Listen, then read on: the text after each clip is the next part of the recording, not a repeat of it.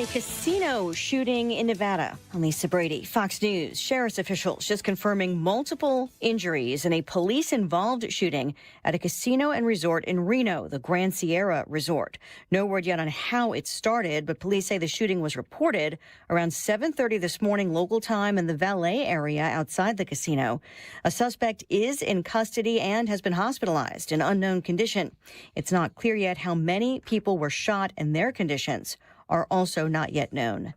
The British Prime Minister says he and President Trump agree urgent action is needed to end the suffering in Gaza. His office just releasing a statement after the two met in Scotland. We have to help on a humanitarian basis before we do anything. We have to get the kids fed. President Trump also says alternatives are being considered to get hostages out if there's no ceasefire in Gaza. Well, there are a couple of alternatives. Some are pretty strong, but the most sensible alternative is talk and negotiation. The U.S. and Israel accuse Hamas of not wanting to reach an agreement. President Trump also telling reporters he plans to shorten his recent deadline for Russia to stop the war in Ukraine from 50 days to as little as 10. We're told to expect an official announcement of a new deadline in the next day or two.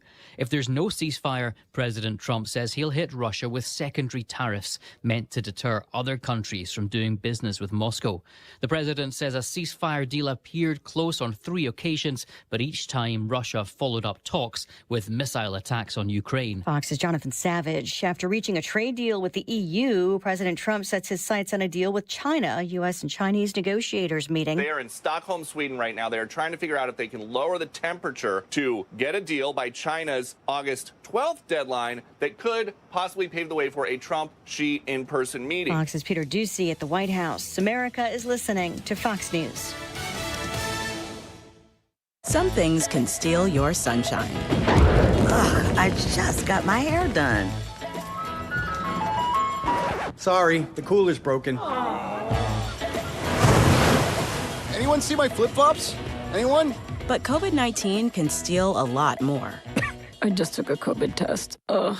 Prescription medications for COVID exist. If you test positive this summer, ask your doctor if they're right for you. Visit PfizerForAll.com/COVID-19 to learn more. Sponsored by Pfizer. Your child is 18, and suddenly you no longer have legal access to their medical info, even in an emergency. No health decisions, no financial help, nothing, unless you plan ahead. That's why Trust and Will created the Young Adult Plan. It includes HIPAA authorization, healthcare directives, and power of attorney. Everything your child needs to stay protected and stay connected. Go to trustandwill.com and get your Young Adult Plan for just $69. Because turning 18 shouldn't mean cutting parents out of the picture. Trust and Will is an online estate planning service. See website for details. Trust and Will. Air Comfort Service, heating, cooling, and insulation. Weather. This afternoon and Tuesday will be the hottest of this heat wave. Hot and humid this afternoon. 98 for the high, the heat index 110. Warm and humid tonight, 79. Tuesday, the hottest. Partly sunny, hot and humid. 99, 100 degrees for the high on Tuesday. Now, it's still hot and humid on Wednesday. A couple of afternoon storms, but much better. How about 80s on Thursday? This is 97.1 FM Talk. Chief Meteorologist Dave Murray. You're listening to the Annie Frey Show live, sponsored by Air Comfort Service Heating, Cooling, and Insulation. Air Comfort Service is proud to support Greater St. Louis Honor Flight. Sign your veteran up for the Honor Flight today at gslhonorflight.org. And for HVAC services, visit aircomfortservice.com. That is exactly what I needed to hear. Thank God someone here knows what they're talking about. That's us. That's right. Gotta love this American ride. All right, you need to take the time and get the full picture.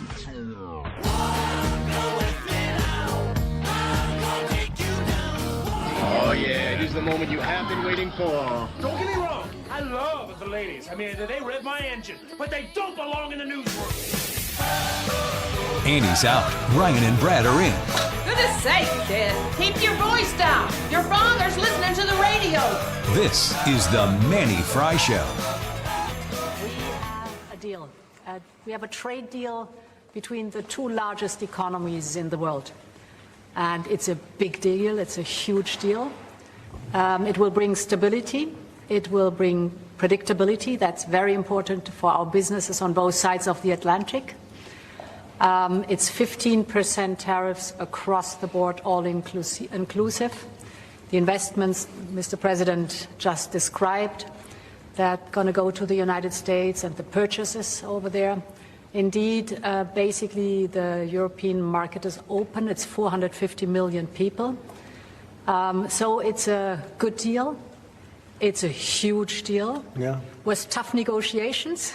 I knew it at the beginning, and it was indeed very tough, but we came to good conclusions for both sides. So again, congratulations and many thanks. Thank you very much. Thank you. Well, this is the Mannie Frey Show, and one thing that I just learned, I don't know about you, is that Europe has a president. I don't know that I ever really thought about the fact that this multi-legged beast had a president already, but it's supposed to be a bunch of individual nations. This, I guess, benefits the EU when they can cut one big deal like this. Tell you what, though, the people that I see from Europe on socials, they are not happy about this deal. Welcome to Wiggins America. That just goes to show you Wiggins America. I say that because that's my weekend show. Sorry. Hey, welcome to the Annie Frey Show. Get it right. My fault. So that just shows you how much our media is biased against this, because if Europe hates it, then naturally it's because it's too good of a deal for us. This is something that they feel like they're getting taken advantage of. So you'd think if Europeans and European media are all against it, the U.S. media would have to say, well, yeah, this is a good deal for the U.S., but they're not. It means Europeans are paying more on American products, making our Made in America products less competitive overseas. So is it better than 30%? Of course it's better than 30%, but it's going the wrong way. It's hurting jobs in the United States. It's hurting Europe, our best allies, and it's raising costs for Americans by 15%. It's just like a sales tax. Yeah, it just hurts everybody, according to some guy on MSNBC. That's, of course, what they were pre-programmed to say, so they were going to say it.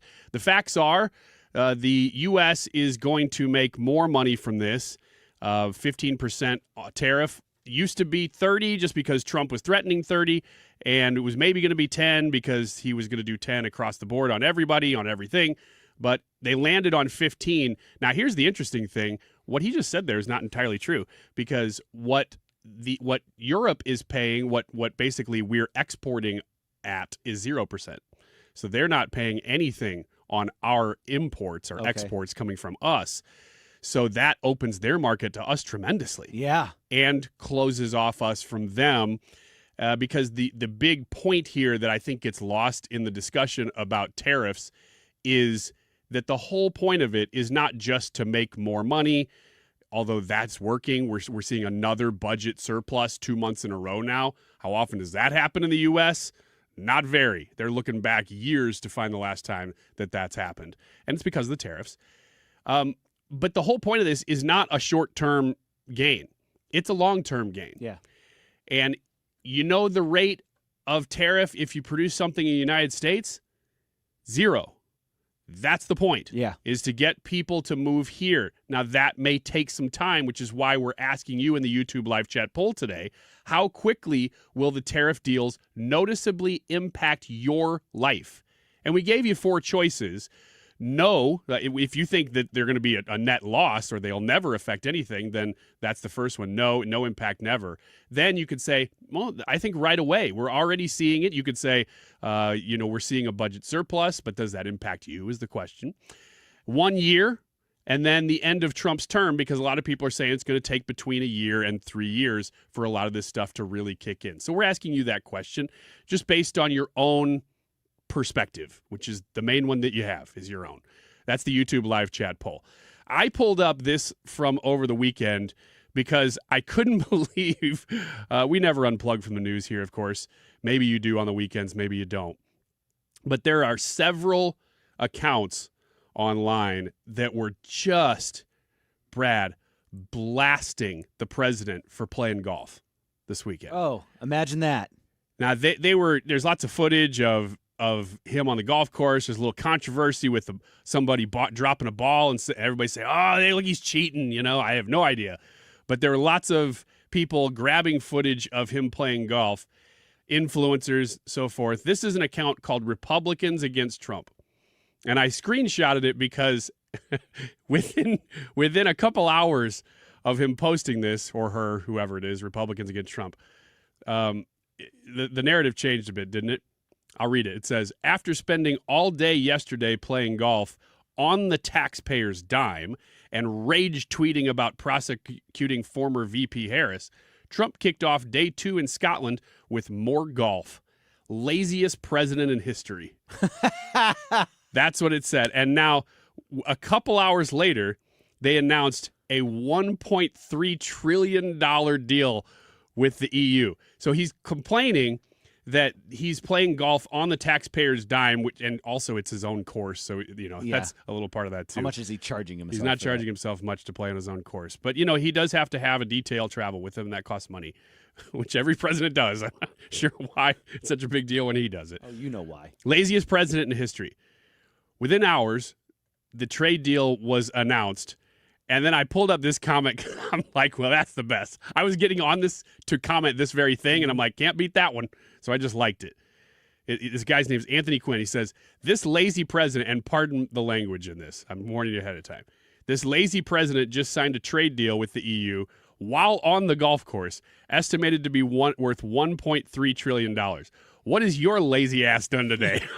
Gosh. So this person is just tweeting from their basement while the president is out in another country cutting deals and playing golf that are going to bring $1.3 trillion to the United States over the next 3 years. Listen, I'm not a golfer, and I'm not in the business area. I don't play – I play golf, but I'm not what I would consider a golfer or what you would even consider a golfer. You'd watch me be like, Brad, stop. But I'm having fun. But it is my understanding that a lot of business deals happen on the golf course. Oh, yeah, that's very true. That's one of the reasons you play golf with people that you need to talk things through with. Because there's a lot of time to talk. A lot of downtime, and you're not just sitting there in a business. You're not in a room. You're doing something. You're hanging out. You're getting to know each other, and a lot gets done on the golf course. I can't say that I've done a lot of business deals on the golf course, but I understand why you would. Yeah. This is interesting because the argument against tariffs, I think, is a fair one. They're going to raise prices. The problem is they haven't raised prices. Everybody's been screaming that for months, and our prices just have not gone up. Mm-hmm. We have had inflation, but it's low. It's very, very low. It's way lower than it has been, and in fact, it's actually below historical averages right now. So that's part of the big conversation with Jerome Powell. Why don't you lower interest rates? But the fact is that could prices still rise because of tariffs? I don't know the answer to that question. But I'm always glad to see when people who did criticize it come back and say, you know what? So far, I've been wrong. There's very little of that in our public discourse right now. Nobody ever wants to admit when they're wrong. I would like to fancy myself as somebody who, if I were dead wrong about something, could come back to it like election predictions. I do that every year. Mm-hmm. If I'm wrong, I'm going to come back and tell you I was wrong, partially because you can see the record. Right. I'm on the air. You can go back and get the podcast. You can point out when I'm wrong. So why not get ahead of it when you're wrong? Bill Maher is actually doing that. I remember along with probably most people, was saying at the beginning, by the 4th of July, somebody had to think how the the economy was going to be tanked by then. And I was kind of like, well, that seems right to me. But that didn't happen. Now, it could happen tomorrow. I'm just saying that's reality. So let's work first from the reality of that, not from I just hate Donald Trump. Because that's boring and doesn't get us anywhere and leads you to dishonesty. Because the truth is, I don't know what his strategy is. But look, the stock market is at record highs. I know not everybody lives by the stock market, but I also drive around. I don't see a country in a depression at all. I see people out there just living their lives. And I would have thought, and I got to own it, that these tariffs were going to sink this economy by this time, and they didn't. So, how do we deal with that fact? Because that's the fact. Thank you, Bill Maher. That's a fair assessment. I see people commenting right now, and you can do so as well on our YouTube live chat. Paul says companies overstocked, anticipating higher tariffs. I've heard that argument before. They're eating the increase, but it won't last for long. Fair assessments. We just don't know if that's true yet. You're saying that you know for a fact that that's going to happen when we don't really know. And in fact, all the people who said that this was going to cause a depression and was going to send prices of everything soaring have all been wrong so far. So I'm willing to meet you halfway and say, hey, maybe it's just so far. Maybe these problems are around the corner. Maybe tariffs aren't this silver bullet that we're on the right a lot of times looking to now because Trump is, wow, this guy's right so often. Can you believe the economy? It's great. These things are going really well. We have a budget surplus. Maybe all that does come crashing down because over time it whittles it off. I don't know the answer to that, but my point is neither do you. And this is an experiment, and so far you have to admit that it's working. You can be skeptical, but you have to admit that it's working, and I appreciate that Bill Maher is saying that. Let me ask you one more question. If you're listening right now, Brad, I'll ask you too. We've seen a budget surplus now 2 months in a row. Mm-hmm. My big concern with the big, beautiful bill was that it overspent. Is it possible? Again, we're all dealing in theory here. Yeah. We're walking through these things together. Is it possible that somehow, because we didn't account for the decrease in government spending, which the big, beautiful bill did do, it decreased it overall. It still didn't balance it, but right. It decreased it. And the increase in income that they didn't account for. Is it possible that we could multiple months in a row, we've already had 2, but is it possible that for the rest of the year, God forbid the rest of Trump's presidency, that we actually see a budget surplus? What do you think? A budget surplus? I think that's a little bit... 2 months in a row. Yeah, well, yeah, but I still think that's a little bit optimistic.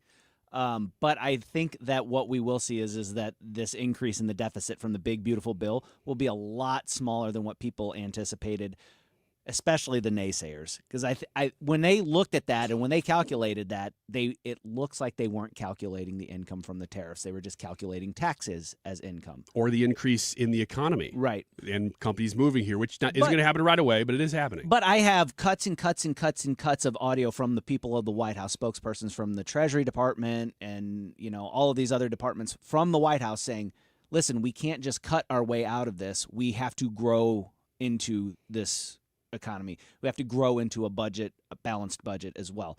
And that's what they're working on, and that's what they're doing. So I think that it's going to be a lot closer than a lot of the quote-unquote panicans said it was going to be. Speaking of admitting you're wrong, I could be very wrong on that. I've said, and I'm quoting the same numbers as most people were, that Democrats were overspending by $2 trillion a year. Republicans now under this new bill will be overspending by $1 trillion a year. But so far, that's not even proving to be true. And I hope I am wrong. And if I am, I'll admit it. And I'll gladly admit that one. We're going to take a quick break here. That's probably the biggest news of the weekend. As long as you don't consider Happy Gilmore 2 the biggest news from the weekend, which I really did consider leading with. I really did, because it's pretty big news. Like it's a cultural touchstone. Everybody is watching this movie. We will talk about that in this show. But coming up next, I would say the constant big news is the Obama administration and the possible treason. We don't know what the prosecution is going to do yet, and we're going to find out what the next steps are in that story, in that case, with Ryan Schmelz, Fox News Radio Capitol Hill and White House correspondent, coming up next. With the heat we have here in St. Louis, just a note, most air conditioners aren't set or able to handle 100 degrees without running constantly. So before you freak out and think your air conditioner is bad, here's a few tips. If you don't have ceiling fans in your bedrooms, you can get pedestal fans and put them in your room. Keep those running all the time. On a second-story house, put one pedestal fan on top of your steps and blow it into the foyer area up high so it's cooling the heat as it's coming up and circulating the air. If you have an attic fan, simple, quick fix, plastic bag, cut it up, and duct tape, because what's happening is it's sucking in all your attic air and the heat and humidity from the outside. Try those things before you call anybody or you call me. But if you did that, please call me, Bart Inman, 1-800-293-2600. Remember, 0% financing is available for most up to 60 months. God bless. Attention St. Louis Medicaid members. If you need assistance with daily living, you can receive a free service from Freedom Care in your own home from a loved one who lives with you. With Freedom Care, you decide who provides your daily care, helping you with preparing meals, bathing, laundry, transportation, and more. A family member or friend that gets paid weekly. This Medicaid program is available to eligible St. Louis residents. New to Medicaid? The Freedom Care family will guide you through enrollment, making it stress-free for patients and caregivers. With over 7,000 five-star Google reviews, we've perfected at-home care for Medicaid members and caregivers. If you live in the St. Louis area, this service is available through Medicaid, and with our InstaPay app, caregivers can choose to get paid weekly. So go to freedomcare.com now, or for faster service, call 314-697-4912. 314-697-4912. That's 314-697-4912.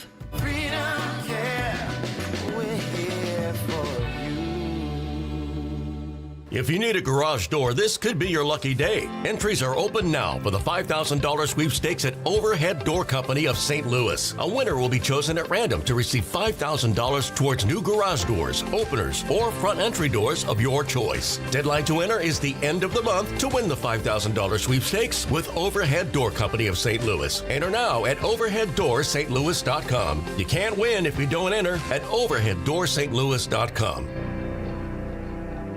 Are you looking to hire? ZipRecruiter finds the best candidate for your job fast. Try ZipRecruiter for free at ZipRecruiter.com/free. That's ZipRecruiter.com/free. ZipRecruiter.com/free. Family focused, faith filled, always on point. It's the Annie Frey Show.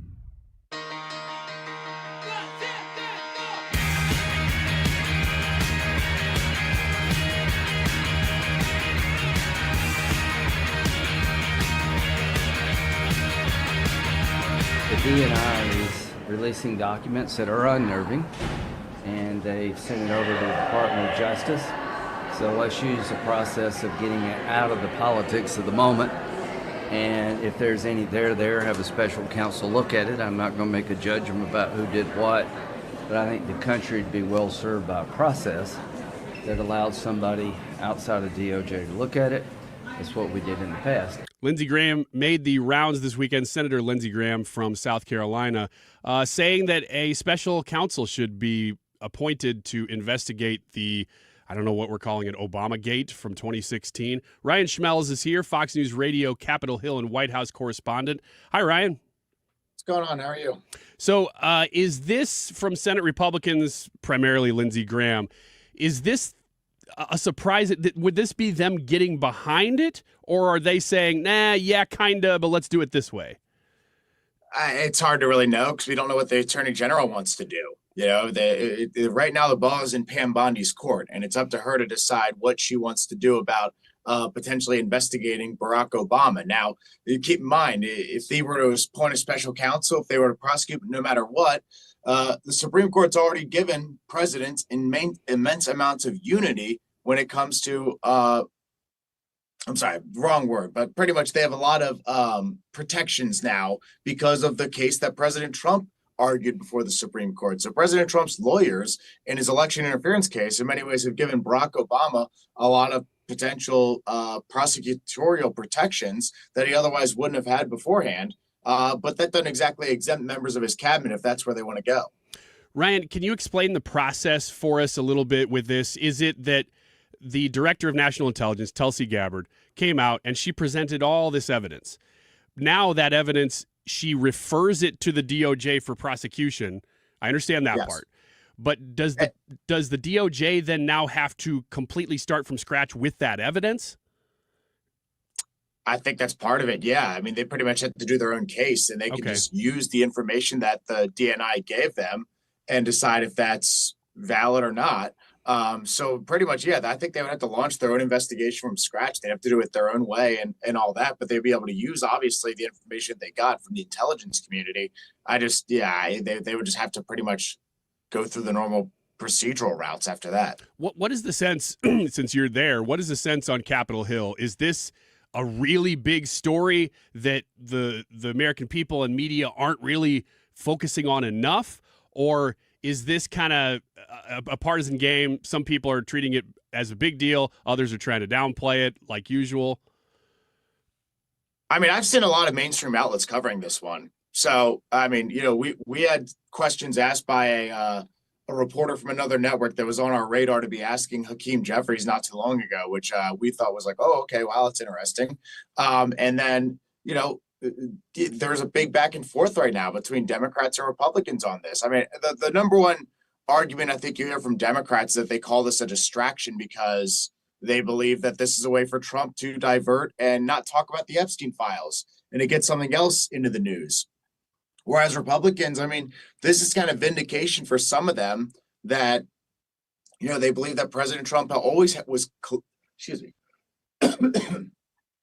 they believe President Trump always was having collusion against him, whether it was Barack Obama or it was Democrats in Congress while he was in office. But, remember, President Trump had to deal with this story for like a good 3 years during his first administration. So it was a nonstop news cycle with him being asked about this Russian collusion case. So I think Republicans in many ways are kind of saying this is finally, the information we've been waiting for, even though we've known it the whole time. Ryan, I'm glad you mentioned that it's weird, the parallels here, because in the first administration or the first term of Trump, you had the Russia investigation with the special counsel and this constant narrative that plagued Trump that we know now, at least it looks to be completely made up.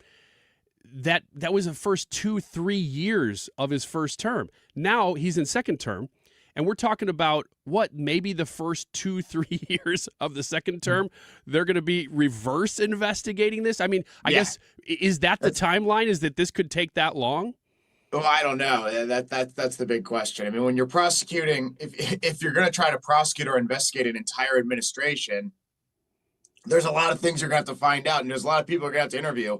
And I mean, we're going back years. I mean, we don't even know if the statute of limitations still is in effect for some of these cases. So that might be something that works against them too.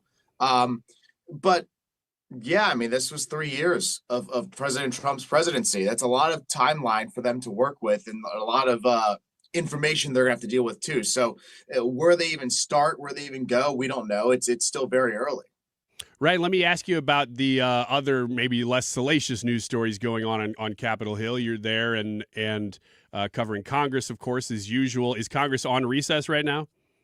The House is on recess. The Senate comes back to this evening. So I've seen a lot of people, as usual, influencers and so forth, criticizing this recess, saying that this is something they shouldn't be doing because they should be there getting Trump's picks through still, which we're still 6 months in. He hasn't gotten them all through, apparently. But then also that the way that Johnson is doing this, that something like he's gaveling back in every few days so that it's not an official recess. Do you know anything about that? Yeah. So that's called a pro forma session. They do this every time Congress is out. Pretty much one member will come. They will preside over the House, and then they'll gavel in and gavel out relatively quick. They'll insert legislation into the congressional record. They do some procedural stuff like that. So Speaker Johnson does have to do this every once in a while. It has to be him. It cannot be somebody else. So that's what that is. What was the other question? So the Senate is still in. So the August recess has not happened yet for the Senate. They have threatened this idea of not going home for August recess. So Leader Thune's kind of teased this idea of them staying in town to confirm as many of Trump's nominees as possible. And one thing that was pointed out earlier is they're actually ahead of schedule for most presidential administrations. Thune has actually been pretty solid about getting a lot of President Trump's nominees through as quickly as possible, with a lot of things working against him.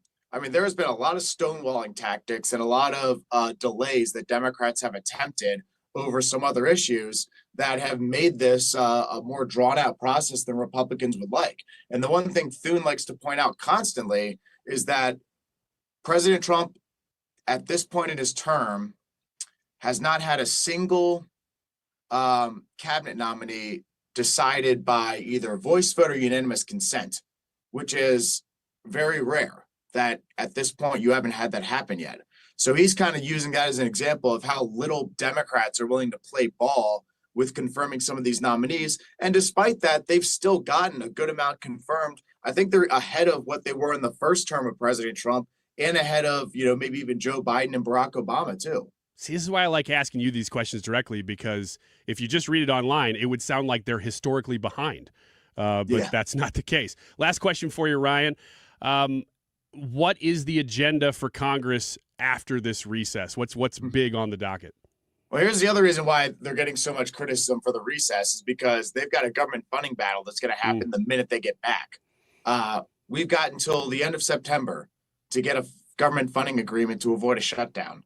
And I don't think they're getting back till like early September. So they're going to have less than 30 days to work with when they get back here. And Speaker Johnson has said he wants to pass the 12 individual spending bills, what they call appropriations bills. The Senate's trying to get theirs done as well, and they might vote on like 2 or 3 this week. But, to get all 12 of those passed, you're going to have to negotiate them too. So the House will pass theirs, the Senate will pass theirs, then they've got to negotiate them. The only problem is the Senate's needs 60 votes, so they're going to need Democrats to play ball with them. And will Democrats be willing to play ball is a entirely separate conversation. Well, we talked to Representative Bost a couple of days ago, and he said they were about 60% of the way there, which sounds nice, but I would also figure that's probably the easiest 60%, and the rest of it's the hard part, right? Well, and it's also easier for the House just to pass their own bills because they can do the simple majority there. But the reality is whatever bills the House is passing, that's not what the final version is going to look like because they're going to need 60 votes in the Senate. They're going to need some Democrat votes. So there's going to have to be some type of negotiation. So obviously wishful thinking makes you think that Republicans are going to be able to get, bills that they like at some point done. Not everything they want, but, they've got the leverage. They've got the majority in the House. They've got the majority in the Senate. So, one would think that they're going to look more conservative than they look liberal. But, how much negotiating power Democrats are willing to give up and how much they're willing to play ball. Even if they're just a couple are willing to play ball, that might not be enough. They're going to need at least 3 to get to 60 votes. And then you maybe could potentially lose somebody like Rand Paul. You could lose some of the moderate members. You could lose some of the hardliners. There's a risk that you run when you do the negotiating phase because there's some Republicans who might just not like the final product. Sounds like what you're telling us, Ryan, is that throughout the next probably 2 months plus, the headline that we're going to be talking about with you is government shutdown. How close are we? Oh, yeah. Yeah. Oh, yeah. All right. In September, it's probably going to be the story like 95% of the time. All the time. Yeah. Yeah. Ryan Schmelz, Fox News Radio, Capitol Hill, and White House correspondent. Thank you as always. Good to see you. Yeah, thank you. All right. We are going to take a short break here. I think when we come back, I'll kind of leave this up to you. If you want to get into the chat and let us know if you watched Happy Gilmore 2 this weekend. Brad says he did. We haven't talked about it yet. I've watched about half of it, and I'll give you my review when we come back. If you all are talking about it in the chat. If you're not, we'll just avoid the topic because it's not as big of a deal as I thought. But if you're watching it, let us know, and we'll be right back.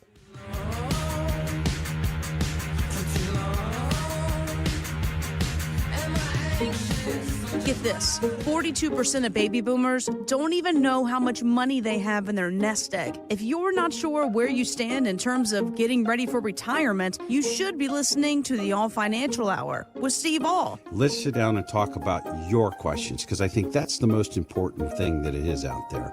It's what questions do you have?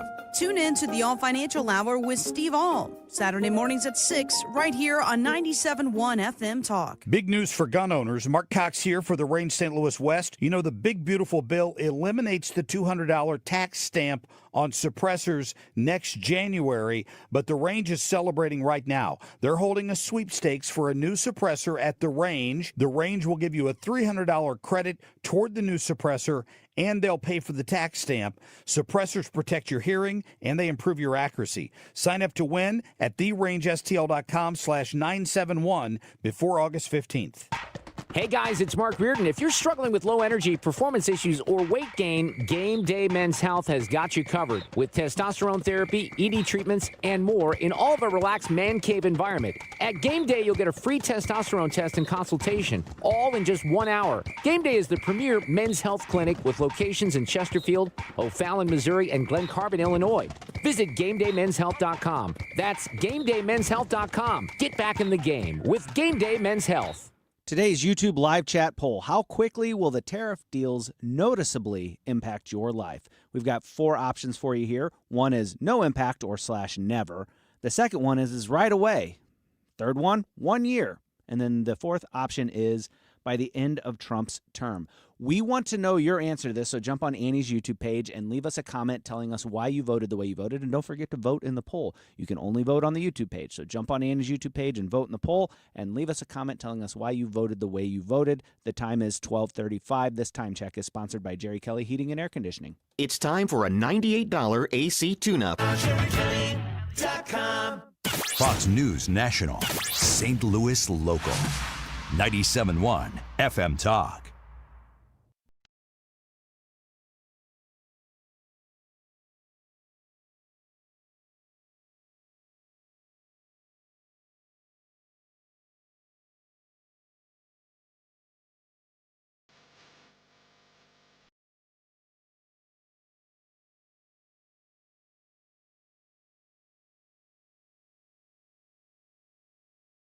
It's a tough song because this is just the intro.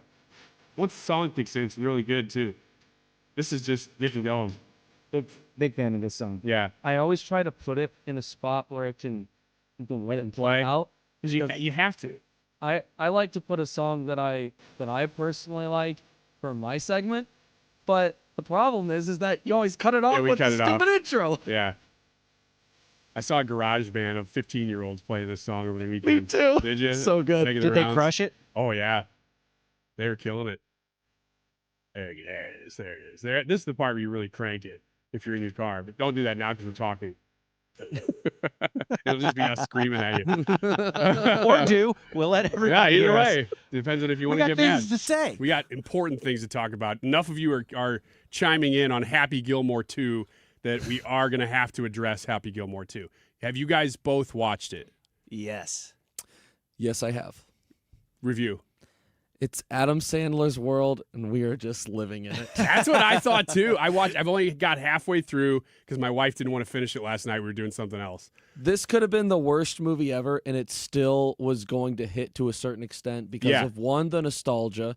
Two, like I said, because Adam Sandler knows everyone. I mean, everyone is in this movie. It's a little bit cheesy, but it's perfect Adam Sandler comedy. Is this a golfer's movie? Like, do you have to like golf to? No. But it adds to it, right? If you know all the golfers. It helps. That added so much to it having, and now that's not a spoiler or anything. It had been in the trailers and stuff shown that Scotty Scheffler and Rory McIlroy and Bryson DeChambeau and Brooks Koepka were all going to be in it, but their parts in it were way better than I thought they were going to be. Yeah. It was way more than cameos for those guys. They actually had parts. Like Scotty Scheffler, I thought was hilarious. Yes. He did a great job. Yeah, I thought he did a great job too.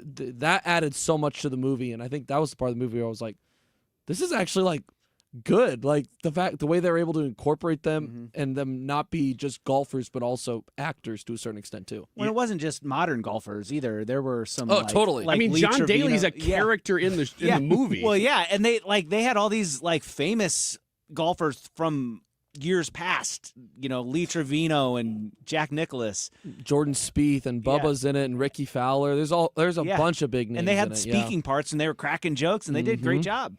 I'm going to pull up a couple comments here online. Toy Maltese says the second half of Happy Gilmore 2 is the best part, which I haven't seen yet. So I feel like my review is still forthcoming. But I will say this, that it made me realize and remember how much I liked Adam Sandler. Yeah. Because his movies recently, I'm not saying they're bad. They're not to the level, though. They're not what those were. No. And they're not even trying to be. It's not like he's attempting to hit the same notes as he was when he was 25 years old or whatever. But Billy Madison blew my freaking 14-year-old mind when I watched that movie, and I think is probably responsible for me wanting to go into media in some ways. But then Happy Gilmore I thought was also great. What's funny is I remember being in college because I hate basically everything Wedding Singer on. I was like, okay, this isn't those two movies. it's not bad. It's just not what I was wanting because Billy Madison and Happy Gilmore were so good. And then all the movies after that I thought were just a different version of Adam Sandler. Didn't care for it as much, but weren't bad movies. Yeah. He must have gotten a lot of criticism like that for a long time because he did some show about like he was the producer. He wasn't really involved with the show. I don't think a whole lot. I think it was called Undeclared was the name of this one season show on Fox or something back in the year 2000 or 2001. And I was watching it because I was in college and it was a show about college. And I remember that Adam Sandler did a episode of the show where he was on it just very briefly, couple scenes. And he walks past a bunch of college kids and they're like, "Oh, wow, Adam Sandler, you're a legend, dude, because of Billy Madison. Everything you did after that kind of sucked." And I was like, yes, that means I didn't care about the comments so much, but what it means is that Adam Sandler knew that people said that about him. And it was like, thank you for hearing me, sir. I respect you now. But Happy Gilmore 2, what I realized I missed was in the beginning of the movie when he goes golfing at the municipal court with Eric Andre, and the kid's last name is Herlihy in real life. And Margaret Qualley, is that how you say it? I didn't know who that she was. The girl. was. She's been in some stuff on Netflix. Okay, yeah. So the kid's name is Herlihy. He's been in some stuff with Saturday Night Live and his own little group, but his dad is one of the writers of the movie, and it's how he got involved is Tim Herlihy. And so Adam Sandler Happy Gilmore starts hitting balls, and he's doing terrible, of course, for a while there. And he's hitting trees, and they're just bouncing off and like hitting him like over and over, like over and over, hitting a tree, hitting him in the face and the groin. Like it was just like over the top, stupid. Yeah. And he was doing the stuff, and I was like, he's parodying himself at this point. Everybody knows that so well that he knows it, and he's doing it anyway. Cutting off his cursing. Like he's about to, you lick my, just like right when he's starting to say the first letter, it cuts it. So somebody explained to me what all my buddies were texting me over the weekend and saying, "Hey, I was watching this." Some of them with their families. Other ones were like, "Don't watch it past this point with your family." But they were saying that the movie was really good and enjoyable and a throwback. But that the second half, there's a scene that they keep talking about Bad Bunny. What is that? What's Bad Bunny? So Bad Bunny is a singer. He's a rapper, and he's Puerto Rican rapper. So it's a lot of in Spanish. Okay. And he's just absolutely ballooned. He's gotten super famous here in the last couple of years. He plays Oscar, who is Happy Gilmore's caddy. But the only reason that he becomes his caddy is because Happy feels bad for him, because he gets fired from the clubhouse by Travis Kelce, who is the manager of the clubhouse. Are they playing themselves? No. They're just playing other characters. Correct. Okay. And Bad Bunny, he has some really funny scenes as the caddy. I can't think of a specific one that stands out, though, that was like, this was the best scene off the top of my head. But people are raving about the job that he did, because he plays doesn't speak English very well, like knows nothing about golf, like caddy, kind of like when in the first one he brought on the homeless guy as his caddy. It's very much so that like he forgets a caddy, he's like that's very much so what it is. So no, it was really did a really good job, but I can't think of a scene off the top of my head that's like. So we're all thumbs up though on the movie. Yeah, I liked it. A great dose of nostalgia. It was a lot wilder, like more absurd than the original. Yeah, one. there's a lot more big physical comedy. And especially the longer you get in the show, the more absurd stuff gets, and you're like, oh, okay, I see. Because the other one, like Happy Gilmore's Long Drive, was just based on his dad teaching him the perfect slap shot, and he was able to translate that into golf. They come up with some absurd ligament story about this for why other golfers are able to hit this long drive now. And they start adding like weird golf courses and all that sort of thing. So it gets like this is crazy, but it's still wildly entertaining. So we're all thumbs up. Yeah. Let us know what you think. We won't drag this on, but I would like to know. Man, the ones I'm pulling up though, Joe says Adam Sandler movies are just him hanging out with his boys so everybody gets a check. Good gig if you can get it. I actually, that's true. Yeah. Jordan says Happy Gilmore 2 is trash. Quick Rick says still haven't watched Happy Gilmore 1. Oh, homework assignment. Dude. I mean, really, I didn't know there was anybody in America who hadn't seen that movie. It's on Netflix right now, but it's leaving soon, so you better get on there and watch it, Rick. Tommy says watched Happy Gilmore 2, wasn't impressed but wasn't disappointed. It was as expected. Okay, that's fair. Let us know what you think by logging on and leaving your review. I'll be monitoring that just because I'd like to know. Everybody in my orbit seems to like it, so I'd like to hear from you. We'll be right back with Wiggins America. It's the Monday Roundup. This summer, while you stay cool, our first responders stay on the front lines. The St. Louis First Responder Canteen is there to keep them hydrated and supported. Find out how you can help by visiting 971talk.com/talkinaction. Are you nearing retirement and don't know if you have enough money saved to retire? That is scary. Do you have a written retirement financial plan in place? Well, when it comes to retirement planning, the trusted team at Financial and Tax Architects are the best. They've helped people all over St. Louis retire with confidence. And that's what you want. You want to retire with confidence. Now, they offer a one-night, 2.5-hour adult education class called Retirement Planning 101. They hold these at colleges over the St. Louis area and in Illinois. No cost, no obligation, just learning. And at this class, you learn how to avoid costly mistakes, how to maximize your income, how to reduce taxes in retirement. So call them today, 314-888-5101, or visit fta-ria.com and take the first step toward a smarter retirement. 314-888-5101. If you owe the IRS, you have a legal issue, and you need the Lance Drury Law Firm. We'll protect your rights. Log on at lancedrurylaw.com or call us toll-free at 888-367-6512. You're listening to Leaf Filter Radio, and the guru of gutter protection himself, Chris Coonahan, is here to take your most pressing leaf-related questions. Hey, everybody, Chris here. I understand we have Ron on the line. Ron, where are you calling from? Uh-oh. Ron, are you calling from a ladder? Well, I was.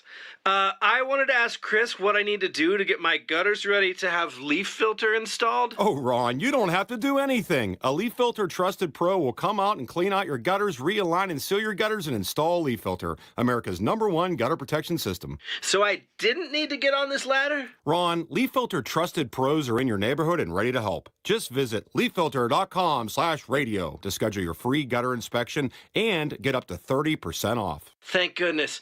What was that site? That's leaffilter.com/radio for your free gutter inspection today. See representative for warranty details. Promotion is 20% off plus a 10% senior or military discount. One discount per household. Tony LaRussa here. Has your loss of energy and weight gain thrown you a curveball in your relationship? If so, go see my friends over at Victory Men's Health. Discreet first-class professionals will help you hit those curves out of the park. VictoryMen'sHealth.com. That's VictoryMen'sHealth.com. Feel like your paycheck barely keeps up with your life? At the Financial Freedom Seminar, learn how real people are building passive income and retiring early using real estate. It's all happening live in St. Louis with Lifestyles Unlimited, September 27th and 28th. You'll leave with a step-by-step plan to change your future. Text radio to 88007. That's September 27th and 28th. Text radio to 88007. That's RADIO to 88007 now. Annie Frey, Ryan Wiggins, Brad Range.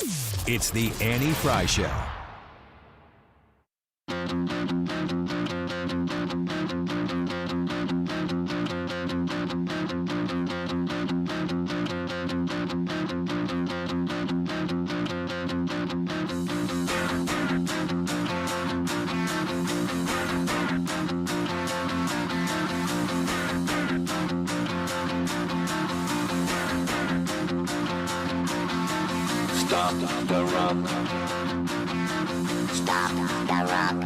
Thanks to the comments. Still reading all your comments on Happy Gilmore 2.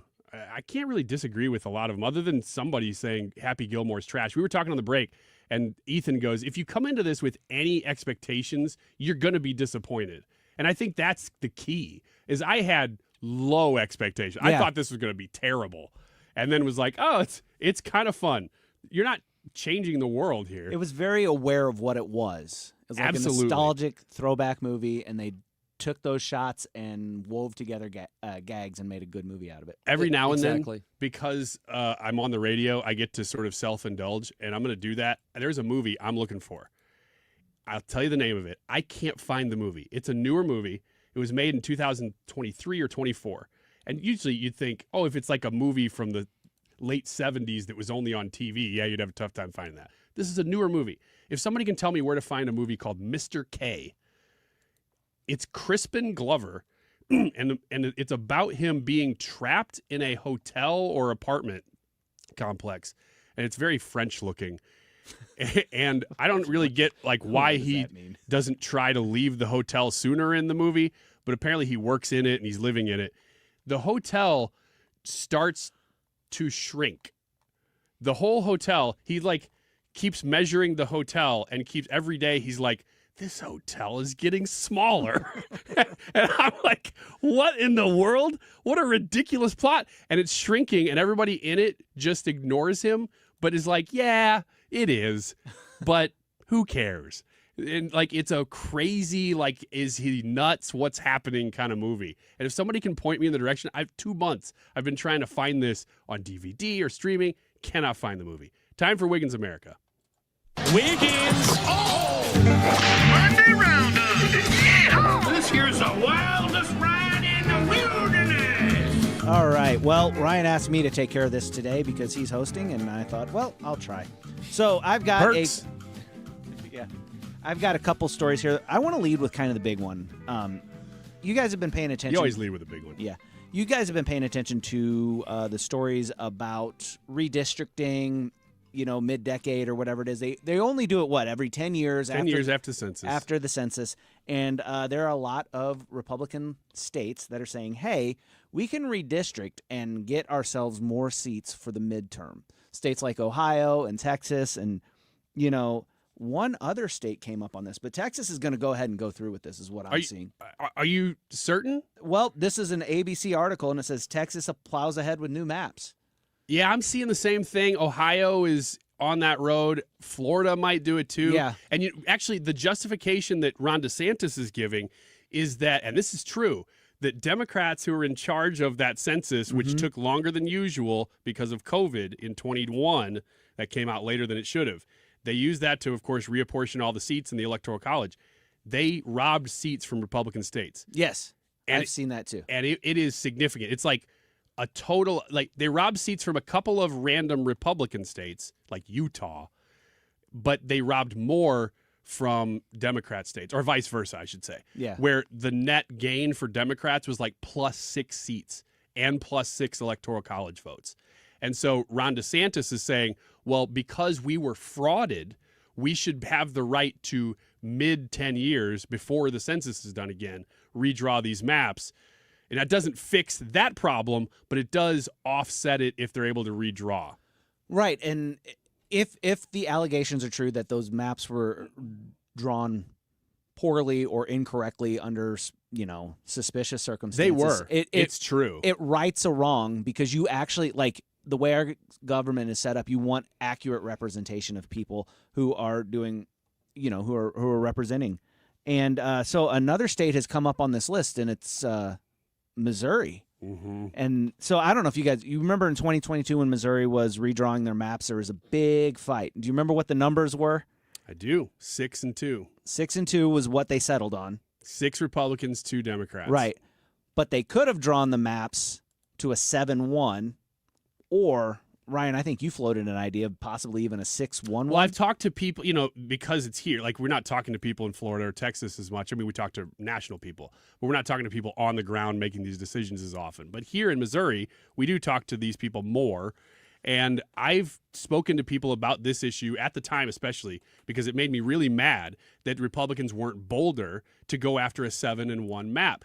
Now, the people that I was talking to, they said, it's not as easy as that. They said it's tough to draw that district, which would be Kansas City. It wouldn't affect St. Louis. Mm-hmm. It's tough to draw a Republican seat out of that because you dilute the Republican vote a little bit, and you create what could be still a Democrat seat. To which I replied, then it's still a Democrat seat. You didn't lose any. It's still a 6-2 then. But I said to him at the time, and I'm not going to out him, I'll just say I was talking to somebody. I said, well, why don't you just draw a 6-1-1 map where you make 6 still Republicans, 1 Democrat, and 1 that's a true swing state or swing district, which I thought was a perfectly reasonable way to go about it. Yeah, I look at this, and what the headline says is that Missouri lawmakers aren't really interested in trying to redraw these district maps. But I look at this as somebody from Illinois, and I just want to tell any GOP lawmakers that may be listening right now, if the shoe was on the other foot, if the Democrats had the opportunity to draw a 7-1 Democrat map out of a 6-2 Democrat map, would they do it? And telling you, from living in Illinois, they 1,000% would do that. They absolutely would. They are doing that. I watched them draw their Republican darling out of a map. They drew Adam Kinzinger out of a seat in Illinois.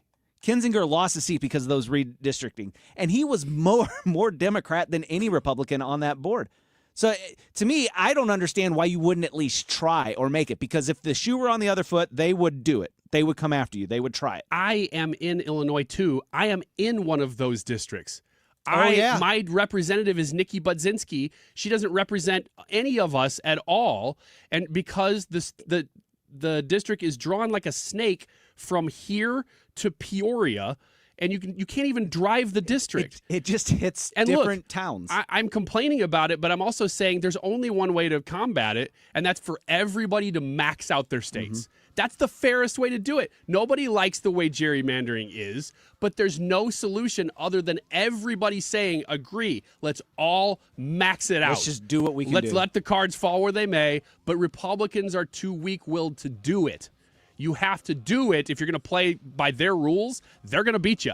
You got to play it. You got to play on the even field that we are now creating. All right, let's take a break. We'll be right back.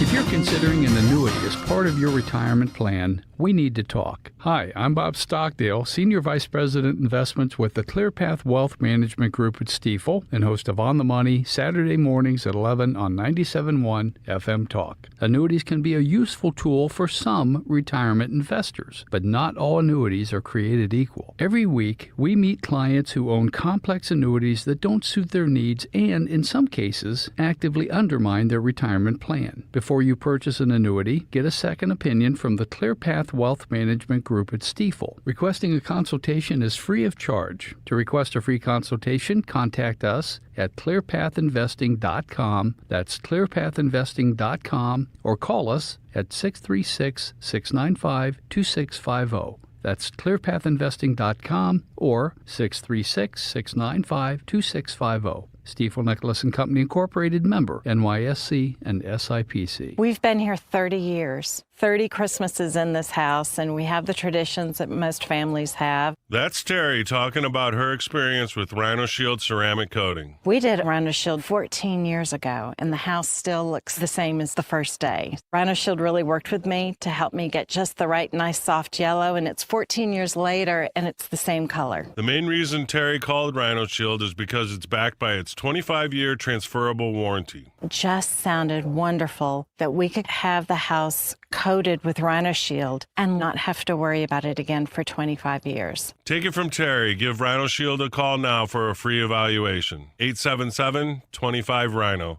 877-25-RHINO. Or visit 877-25rhino.com. There have been neighbors that have come by and said, did you just have your house painted? Because they wanted to know who the contractor was. And I said, no, it's actually Rhino Shield. 877-25rhino.com. This year, fuel prices have been a bit of a roller coaster. Here in St. Louis, drivers finally have some relief at the pump. But when it comes to groceries and food, it's still pretty bumpy out there. Well, you know what can make your ride smoother? The Upside app. With Upside, you can earn an average 8% cash back on grocery or restaurant purchases and up to 25 cents per gallon on gas, which means there's money to be earned even when fuel prices are low.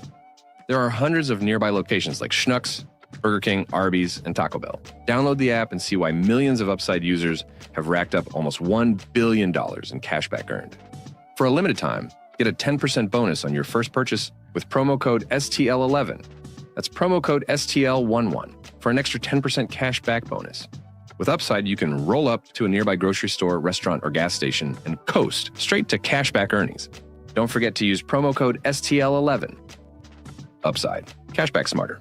Offers vary by user and location. Terms and conditions apply. Go to upside.com for details. KFTK FM Florissant from the Kaufman Townsley St. Louis's Injury Lawyers Studio. Call 314-500-5000. That's 314-500-5000. All on the free Odyssey app.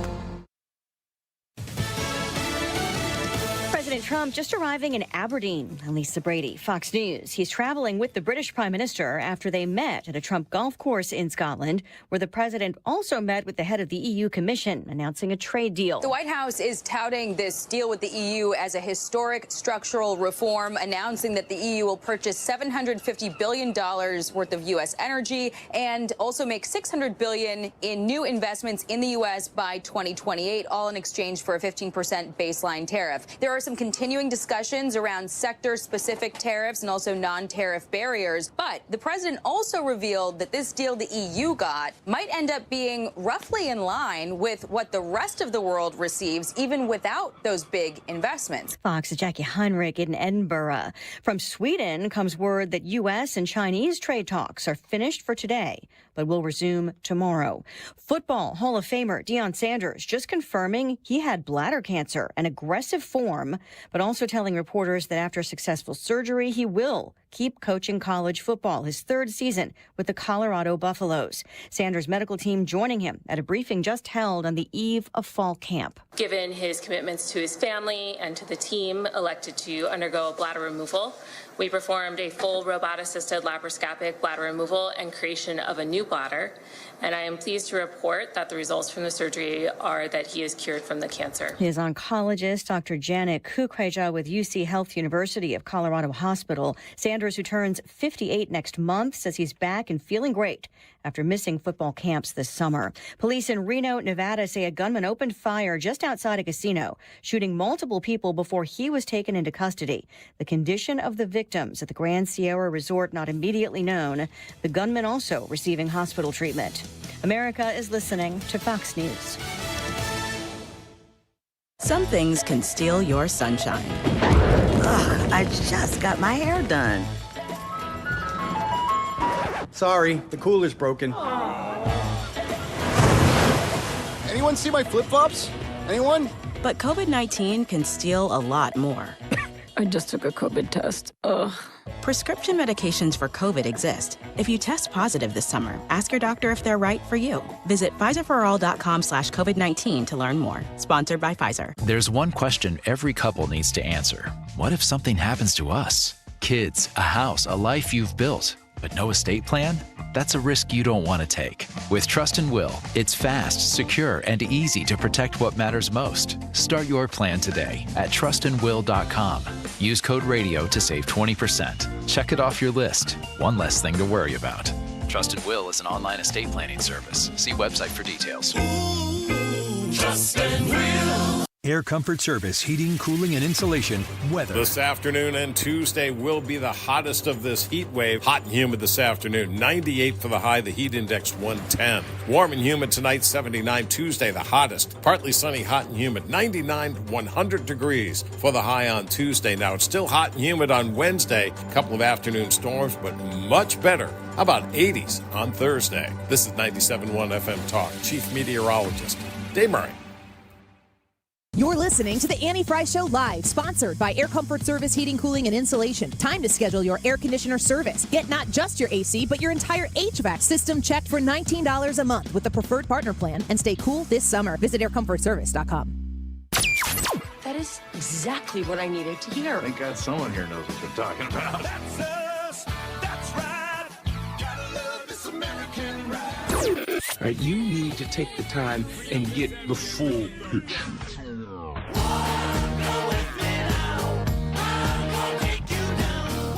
Oh, yeah, this is the moment you have been waiting for. Don't get me wrong, I love the ladies. I mean, they rev my engine, but they don't belong in the newsroom. Annie's out. Ryan and Brad are in. Goodness sake, kid. Keep your voice down. Your father's listening to the radio. This is the Mannie Frey Show. Well, I have a background in Christian music. This is Ryan Wiggins filling in for Annie just today. She'll be back tomorrow, and Brad Rangen here. Ethan has stuck around too. I think we've all listened to Christian music. My professional background is that I worked in Christian music for 7 years. It's kind of funny because I had no history of, even though I was a Christian, of listening to Christian music until I started at Joy FM in 2007. And then from then till 2014, I know everything there is to know about Christian music. And then after that, I know nothing again. But that's my history. And so when reports came up, this is from Rebel News, about this guy, Sean Foykt. I didn't even know I've never heard his name, but apparently he's like blazing a trail through Canada with Christian music, and people are freaking out and protesting and like throwing fire bombs at him. And I'm like, who is this guy? Here's the report. So I'm currently at the Spanish church in Montreal. As you know, Sean Foykt is supposed to perform tonight, but now there is a lot of police officers who are surrounding the church at the moment. I know some of them are inside.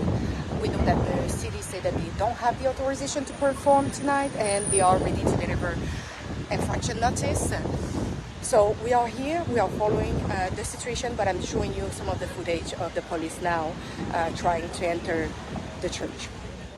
I don't know that it's ice level protests going on against this rando. Well, so the backstory is that this guy had a venue set up and he was going to do a concert. Yeah, I knew this. And then the venue canceled him. Because of protests, though, right? Well, I don't know. I mean, that's generally what it is. Like, if you do this, we're going to protest, and the venue's like, we don't want to pay for the security or the trouble or whatever. We'll just cancel it. So this other church is like, well, we'll just have him here. The mayor or the governor or whatever the French authority is of this town is like, but you can't perform without a proper permit, and you don't have a permit to perform at this place. Which we don't know if is even legal or true. But they addressed this. They actually caught up with this Sean Foykt outside of this church, and multiple journalists standing there, press gaggle almost, yelling questions at him. That is because you don't have the permit to have the concert. I don't think you need a permit to worship in a church. Last time I checked, you don't need a permit to worship. Freedom, Radio Canada. It's religious freedom. Do you know that? Yeah. Religious freedom. You don't need a permit to worship Radio Canada. Well, you have to research your laws on that. My But God, it's incredible. worshiping in a church, I don't believe you need a permit for that. Of the criminal code. Thanks, guys. Thank you. That. I love that clip. I mean, I love the accents too. My little vacation I took in like 10 years ago in Quebec, it was one of the most fun things because everybody spoke like that. That guy's accent could be that could have been a character on like Saturday Night Live or something.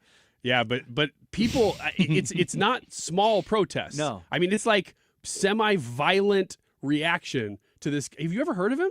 No, I haven't either. You haven't either, right? No. Okay, just making sure. I tried looking this guy up to see, do I maybe know a song, and I didn't realize it was him. Not really, no. I tried to look up why he's so controversial, because he can't be the only random worship leader that's gone through Canada.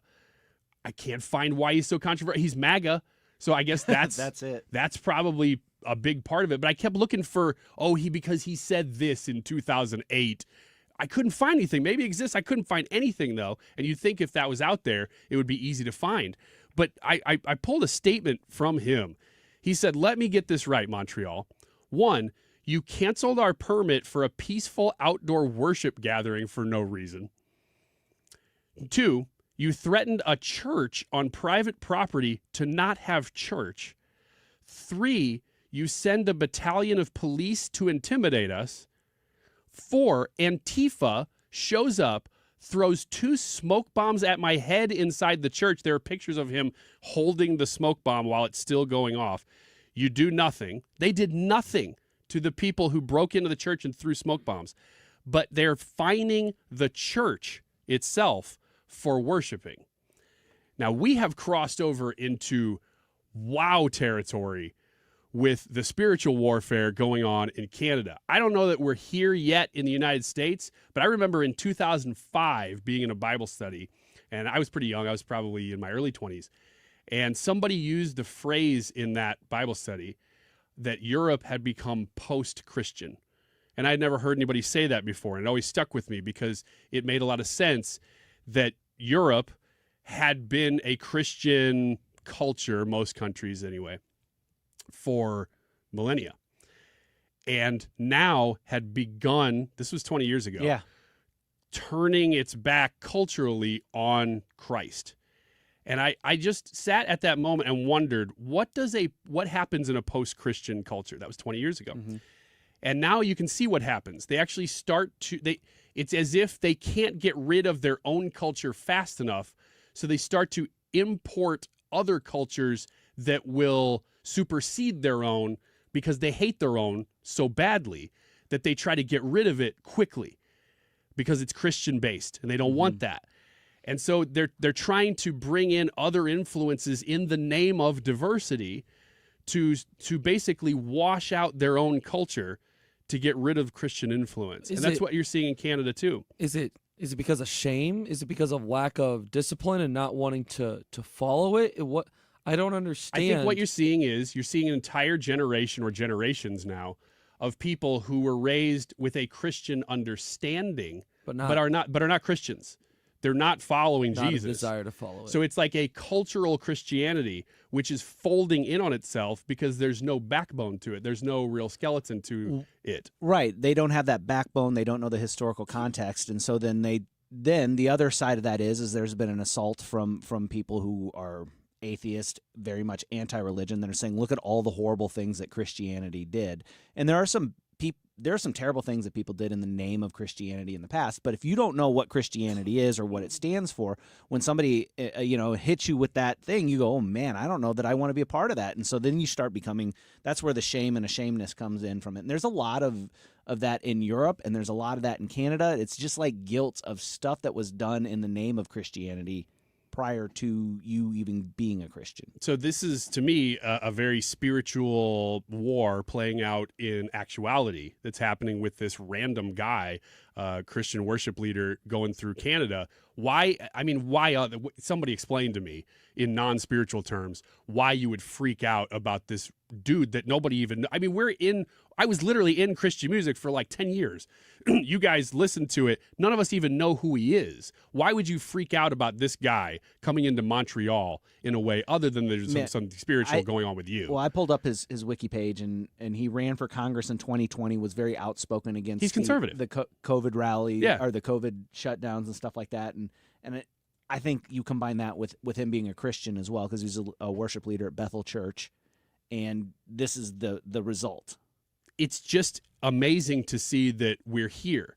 It feels like to me it's the classic, that side of the party saying, I'm good with freedom until it's not the freedom that I like, until it's not what I support, and then I don't want it there. And that's what this feels like to me. Well, it's because it's not just your radicals throwing smoke bombs. It's the government authorities. It's your elected leaders. That's where it gets crazy. Doing this, because you can always chalk up some things to the radicals. The crazies are going to be out there doing that. I don't necessarily support that. I don't like the cause, but I don't support that. Well, this isn't that. This is the actual people that people voted into office persecuting people because of their faith. And I always find it strange to talk about Christianity as a cultural movement, because that's not the point of Christianity. It's not a point of Christ. Right. It is an outcome, but it's not the ultimate point. And so when you talk about, well, what's the solution to this? Because we're not that far behind these things. Right. We've been slipping in this direction. Canada's ahead of us progressively, you could say, in that direction. Europe is too. But we're not quite there yet. You could point to the Biden administration and their use of the FBI to investigate people that considered themselves Catholics who wanted to listen or participate in the Latin Mass. They labeled these sorts of things as extremist views. So it's like that's a step in the direction of what Canada was doing here. Absolutely, absolutely. And it's what leads to authoritarianism, where you say, I don't like what you're saying, therefore you can't say it. Right. There is, to me, really only one solution to this problem, and it's not cultural. It has to be individual. Now, there's cultural components, like I said before, There always are. But it has to be an individual movement, because if you have individuals who have a spiritual awakening, they meet Jesus in some way or another, then that changes their opinion entirely. I mean, we've all seen, whether you're Christian or not, you've seen testimonies from people who say, well, I used to be this, and then I met Jesus, and now I'm this. That's where the phrase "come to Jesus" moment came from, was meeting Jesus. It's like, not a metaphor. But yeah, right. But I pulled this clip and because I found it interesting. Again, we're talking about cultural movements here, but they indicate something bigger that's happening. Charlie Kirk was on Fox and Friends this weekend. I think he was hosting it. Did he host the whole show?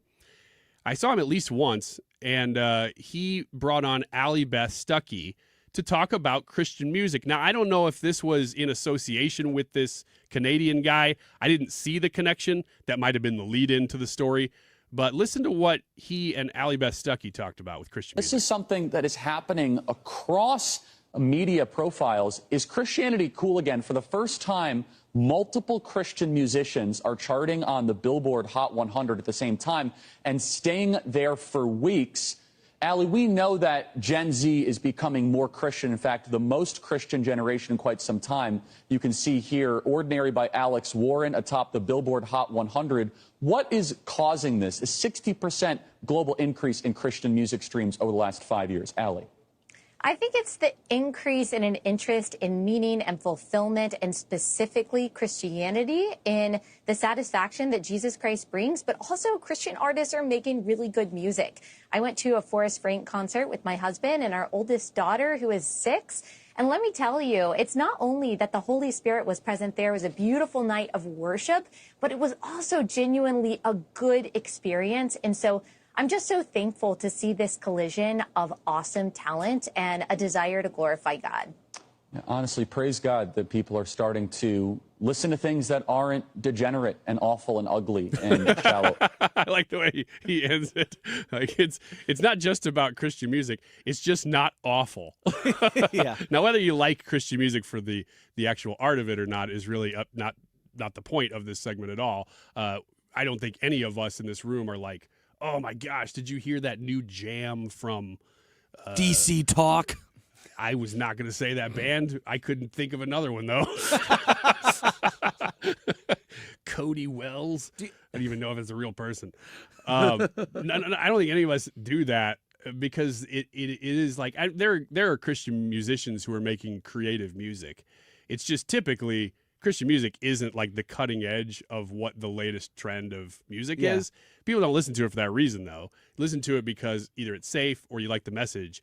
And that's why apparently he's talking about here, Gen Z is the one driving the sales and streaming success of Christian music right now. He actually says, either in that clip or elsewhere, because I watched quite a bit of this, that Gen Z right now statistically is the most Christian generation in America. And I'll tell you what's really interesting, because I've looked at some of these numbers and some of these statistics, and it's the young men that are driving this change. It is young men who are turning to go to church more so than young women, and that's a complete 180, a complete flip of what it used to be. It used to be women were the ones that went to church and men stayed home and blah, blah, blah. It is not that anymore. And I have a working theory that maybe possibly this is a generation that has watched what the world has been telling them. This is what it is, seeing the fruitlessness and the hollowness of what the world was telling them. This is what you should do in life.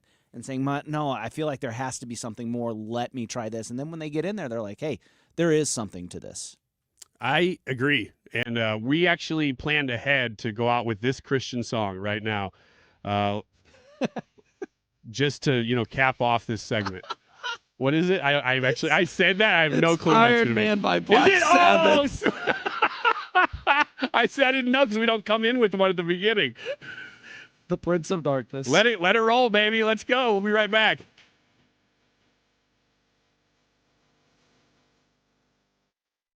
The Retirement Advisory Group is having another Protecting Your Retirement educational event, and I'd love to see you there. Here's what you need to do. Go online to retirementkey.com. You can learn about this event there if you don't catch any of the specific details right now. Retirementkey.com is a great place to go, but I'm going to throw the deets out there and give them a call, 314-993-9494, and reserve your spot. Here's the information. Tuesday, August 5th at the Frontenac Hilton. The event begins at 6:30. It's probably going to last maybe 45 minutes or so. I get there at 6 o'clock, and from 6 and 6:30, I would love the opportunity to meet you. Come join us at this free event. There's snacks and there's information, and it doesn't take up your whole evening. This is a no-brainer. If you are looking to protect your retirement, if you want to make sure that you know what to do in that transitionary period, you have the people ready to meet you, myself included, Thomas Helbig, Bob and Tammy Kershaw at the Retirement Advisory Group. All you got to do is give them a call, 314-993-9494, retirementkey.com. If you have been in a car accident in the past and have settled your case,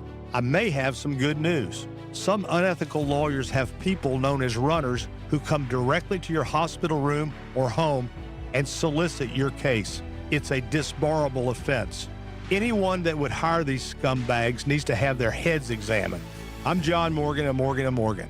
Now for the good news. If this happened to you, we will sue these lowlifes and fight to get all your fees back. And then look and see if these bottom feeders also malpractice your case and sue them for that too. You have nothing to lose and everything to gain. Visit forthepeople.com for a free consultation or call Pound Law on your cell, pound 529. If someone does this to you, call the Bar Association and report them. Let's fight these bums. Morgan & Morgan, forthepeople.com. Injured? Dial Pound Law or visit forthepeople.com for an office near you. You ask a lot of your liver, so give it the support it needs with Active Liver. Active Liver provides an easy daily detox. Go to nordiciusa.com, Amazon, or ask for Active Liver at your local CVS. New you, new Nordic. Rooted in faith, grounded in family. This is the Annie Frey Show.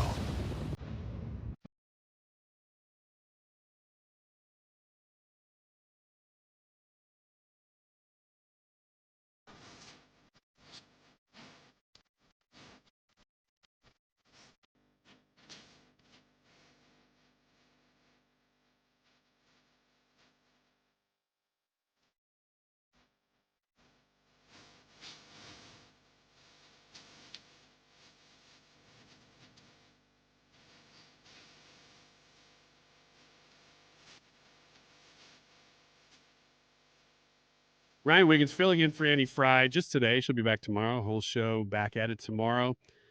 She brought this story up about a week ago, and I had looked into it a little bit before she did, but printed out this article afterwards because it's actually a pretty fascinating story. Are you interested in the Obama Presidential Center, Brad? Am I interested in it? Are you interested in the calamity that it is? I like to peek at it every now. I don't like spend a lot of time, but I like to look around the corner. Like, okay, where are we at now? Ooh, not much better. Yeah.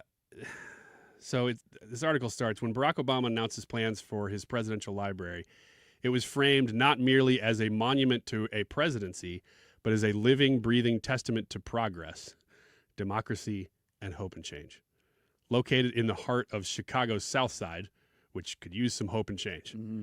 The Obama Presidential Center was supposed to symbolize a new kind of civic engagement. But nearly a decade after he left office, the center instead exemplifies the operational rot, bureaucratic misjudgments, and ideological zealotry that have come to define the DEI age. Let's begin with the most tangible failure, the budget. Initially projected to cost $500 million. I'm looking at pictures of this thing, by the way. What in the world is this supposed to be? It's a big monolith that looks like it doesn't belong there. And hey, that's cool. If you want to make something that's really weird just to be weird, okay. But it's just not a nice looking building. It's a big stone thing. Sticks straight up out of the ground. $500 million was the original budget. It now stands at $830 million and counting, By the end of 2023, the Obama Foundation had raised $1.5 billion, aiming for $1.6 billion to cover construction. This is a library. This is a presidential library. Remember we were talking about the Fed, how much that stupid thing costs? Yeah. And compared it to the Dallas Cowboys Stadium? Yeah. Yeah, we're in that range. Jeez. $1.6 billion to cover construction of this library. But the numbers mask the dysfunction. The costs are no longer surprising. They are predictable. DEI bureaucrats do not aim to build efficiently, which is way they've gone about this. They've wanted to be very progressive. And so they're using all the DEI points to hire and, do everything. And it's just costing them millions and millions of dollars. They aimed to build according to an ideology. This ideology rewards surface-level optics, not measurable outcomes. And that's why this person even wrote this article from Amuse, because the point of it is that when you lead with outward characteristics instead of results, guess what happens? You don't get results. You never get results. You never get results. Compare this to the George W. Bush Presidential Center, completed in 2013 for roughly $500 million, still expensive, on time and with no comparable controversies. There's a bunch of weird controversies. It's not just that stuff. The site itself, before the first shovel broke ground, the choice of Jackson Park ignited controversy. The 19-acre location sits within a historically significant and environmentally sensitive part of Chicago's South Side, so these things are even coming back to bite them. Home to many low-income and minority residents who look at this and go, you spent your money on that? So the optics aren't great. More damning is the human toll. In May 2025, that's very recently, a 53-year-old worker fell several stories through a ventilation duct. OSHA is now investigating it. The contractor hired based on identity, not its safety record. In any other context, this would be treated as a symptom of a deeper safety mismanagement, but here, as always, the issue is cloaked in vague, careful language akin to a cover-up. Meanwhile, Lori Healy, the project's construction lead, passed away on May 3rd of 2025, also just recently. Her death, though tragic, leaves a vacuum of leadership in the project that was already buckling under its own contradictions. So, all of that, they're on page after page after page after page. I mean, seriously, this thing is a deep dive, and apparently it just keeps going. But now the project lead, they were projecting this thing to be, like I said, originally $500 million. Now they're saying, no, $1.6 billion is what we need. And the project lead just died. And this other guy just died by falling through a ventilation duct. So it's probably not even going to hit the new budget because it's in such disarray. But obviously, we're not bringing this up because we're going, oh, yeah, let's dunk on the stupid center. It's dunking on these stupid ideologies that produce garbage and never get there on time. I mean, this is in the context of a presidential library, whatever. That's their thing. They're doing their thing. Do it however you're going to do it. Yeah. But when you start to talk about high-speed rail in California and giving these people a lot of taxpayer money to fix big infrastructure problems, the same thing happens. Yeah, the big problem with all these situations, if you look at the Obama Presidential Library, if you look at high-speed rail in California or numerous other government projects, is building charging stations. Yeah, when you stop looking at the ability of the contractor to accomplish the job as your number one requirement, can they do this job and do it well? Are they the best? And you start putting all of these other factors in there above that. Well, we want to do it, but they got to be this and this and this and this. They got to check all these boxes. You limit your talent pool down. I have no problem hiring anyone, provided they're the best. Just make sure that you're hiring the best to do the job. It's just an example of the way these things go. And this man was the president of the United States. Did he spend your money well? I don't know, look at shovel-ready projects in 2009 and all that stuff that was supposed to happen as great examples of complete wastes of money. That it's not just Democrats, but man, Democrats are bad at spending money. Actually, no, they're really good at spending money. They're really, really good at spending money. They're just not good at getting anything out of it. Well, you interested to know where the auto pen scandal lands? We are going to talk to Representative Eric Burlison about that next. I'll up and run onto you. You want to retire soon, but everyone keeps telling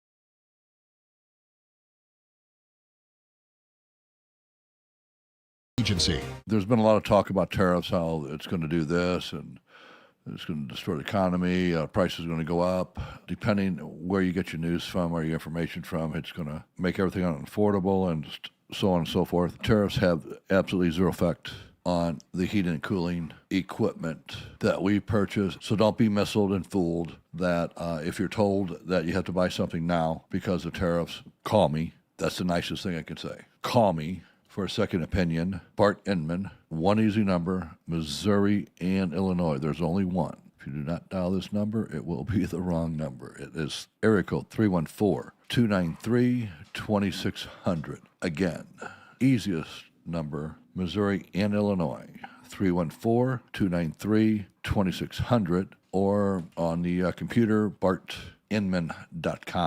Remember, 0% financing is available for most up to 60 months. Fantastic deal.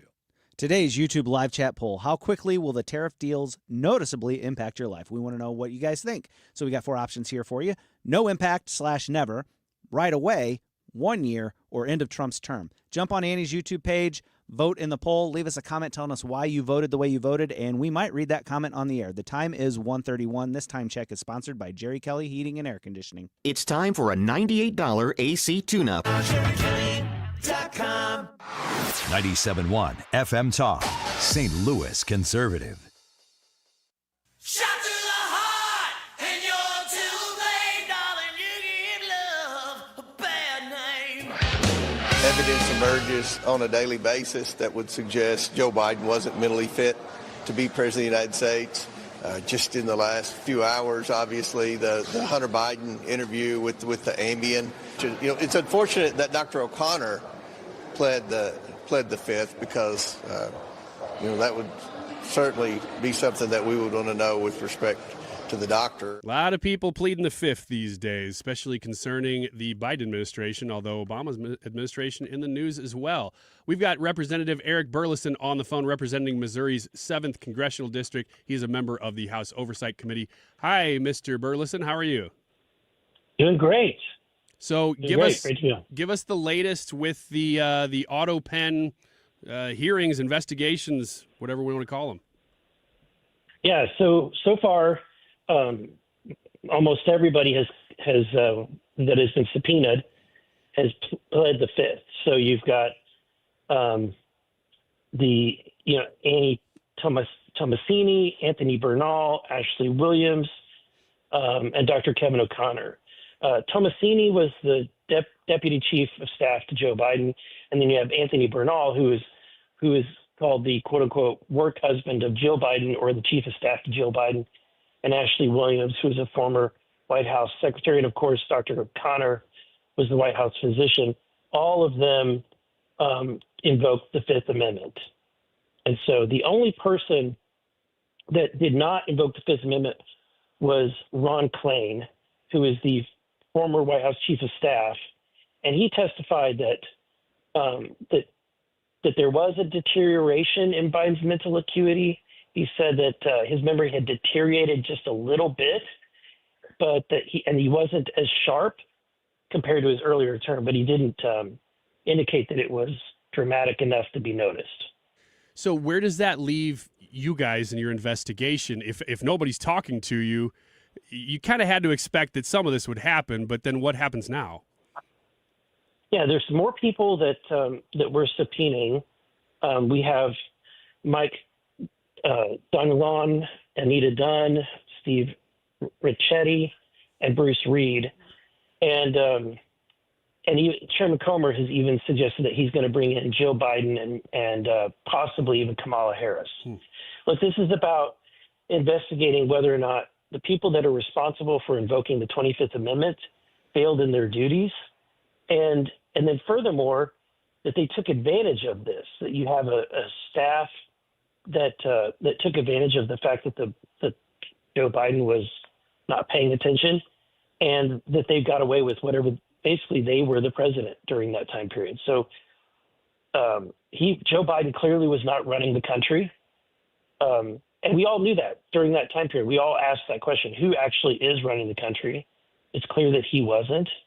The administration, I think the staff, and their pleading of the fifth is admission of guilt that they knew that this wasn't right, and that they took action without his authority. And then the other entity that's kind of responsible for this is the media. The mainstream media did not cover this. They mocked it, people. In fact, I was mocked because a week leading up to the debate with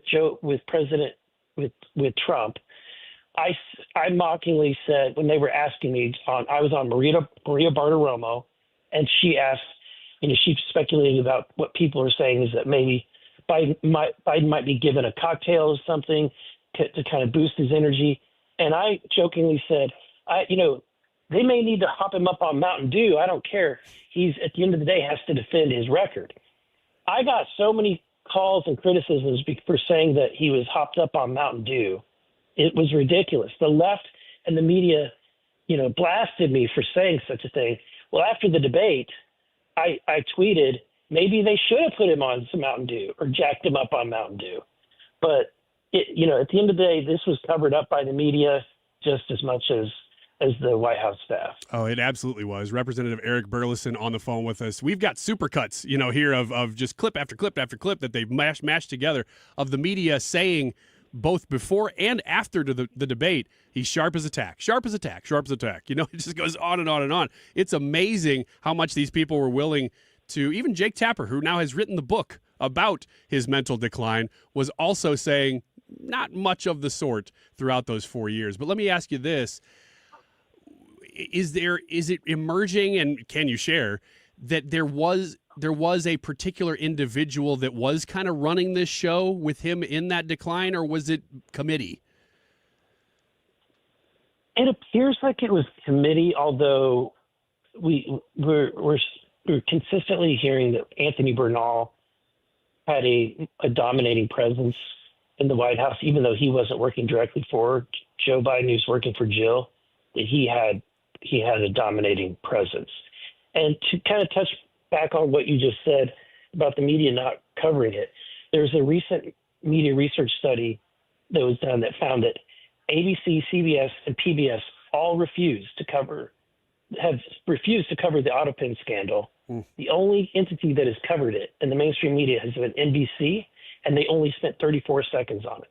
Wow. If that gives you an idea. So they're still covering for this for the Democratic Party. That has to drive you crazy. I mean, you're doing this entire investigation. You're talking about a potential huge scandal here. And unless you're listening to a station like this or Fox News, you might not even know it exists. That's right. It is frustrating, extremely frustrating. But the American people, I think, are waking up and they're paying attention. And the Democratic Party and their polling numbers are going, steadily going down, worse and worse and worse. So I think that people have taken the red pill and realized how bad the Democratic Party and their platform was. The question is, has the Democratic Party realized how bad their platform is? Representative Eric Burlison, last question for you. We opened with a clip from Representative Comer, and he's been doing the media rounds as much as he can. Anybody that'll have him, apparently, nobody's really touching on it too much. But when he's on Fox, I've seen him talking about this being bigger than just the pardons. That seems to be what everybody focuses on is Joe Biden. Did he know he was pardoning these people? But there's a lot more at stake here. What more could this affect? Yeah, there were executive orders. For example, when Mike Johnson became Speaker, he had his first meeting with the president, and President Biden had that week, quote unquote, signed an executive order related to energy policies. It was really kind of, obviously instituting more regulations. And the speaker brought this up to the president, and Biden had no idea what he was talking about and swore up and down that he did not do that. And the speaker walked away from that thinking, is his memory that bad that he doesn't remember the things that he did? I think it's either that or the fact that the staff just thought, he's not paying attention. We'll just do it anyway. So that's the scandal. It's not just the pardons. It's all of these executive actions and the fact that the guy in charge that people voted into office was not. Instead, the people that were in charge were unelected bureaucrats that just took power when they saw a vacuum. Representative Eric Burlison, I appreciate when you come on the Annie Frey Show, especially on days like today when I get to talk to you, and appreciate your work. Thanks for doing it, and please keep us informed as the investigation continues. Sounds good. Anytime. Thank you. The YouTube live chat poll today is about tariffs. You know, Trump made some more big deals this weekend with the EU. We're asking you, how quickly will the tariff deals noticeably impact your life? Brad mentioned this in the time check, but there are 4 options: never, right away, 1 year, end of Trump's term. And I might add to this, by the way, that we didn't say whether it was a good impact or bad impact. You could kind of take it either way. Yeah. It's entirely up to you, but how will it impact you is what, or is it already, is what we're asking you. We're going to take a short break. There is a former late night host who has come out criticizing the current late night hosts. You want to find out who that is? Stick around. We will talk about it next.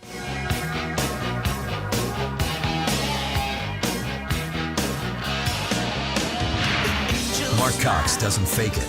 He's lived it here in St. Louis. Pro-freedom, pro-family, pro-truth. If it matters to Missouri, it matters to Mark. Mark Cox, mornings on 97.1 FM Talk. St. Louis conservative.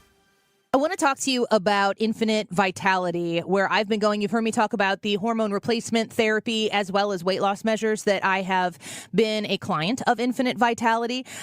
They do a lot more than that. If you think that you want to go check them out, just give them a call. Go set up an appointment, have a conversation with them, and make sure you mention my name because you're going to be able to save an additional $50 credit towards hormone replacement therapy and weight loss services. But they also do amazing work with skin. They can help reverse the signs of aging with regenerative skin procedures. They can help reverse collagen breakdown and tighten the skin with Morpheus, regenerative med with microneedling. You can call them at 618-486-1888. That's 618-486-1888. You can prevent signs of aging by starting these procedures now versus after the damage is done. They even help with scarring, like C-section scars and acne scars. 618-486-1888. That's 618-486-1888. Infinite-vitality.com.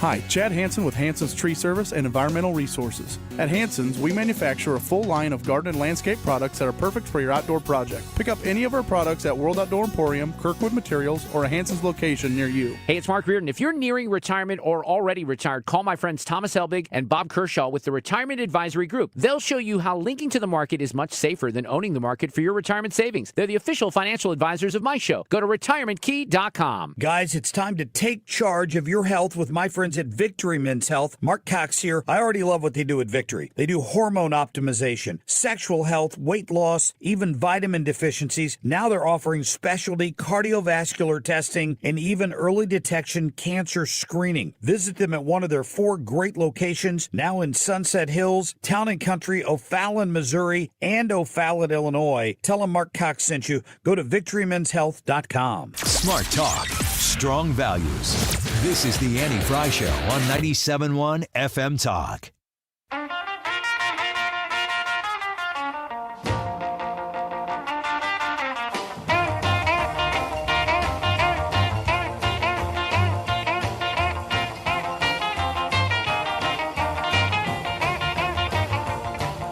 Deep down in Louisiana, close to New Orleans. Do you have a favorite late night host right now? I mean, if you had to pick, I'm not saying you watch it all the time. Does Greg Gutfeld count? Because yes, but I think that's the obvious choice. It's the obvious one. If I had to pick of the ones that aren't of the networks, yeah, I would probably say Fallon. Fallon's the most palatable. The rest are just. This is gonna sound stupid, but is Conan even on anywhere anymore? I don't know. Or does he do a show that's separate from networks now? Maybe. I don't know. Yeah, I don't know. He would be my favorite of the sort of traditionals. I sure liked him at Late Night with Conan O'Brien, but I think he leans left a little bit, but I don't think he leads with it. I don't think he talks about it a lot. Kind of like Fallon. Mm-hmm. You know, what was really disappointing to me was when they announced that Colbert was going to be canceled. it showed a lot of solidarity with all those hosts that showed up the next night, and they were all in the audience. And in a sense, I think that's kind of cool that they would be willing to do that.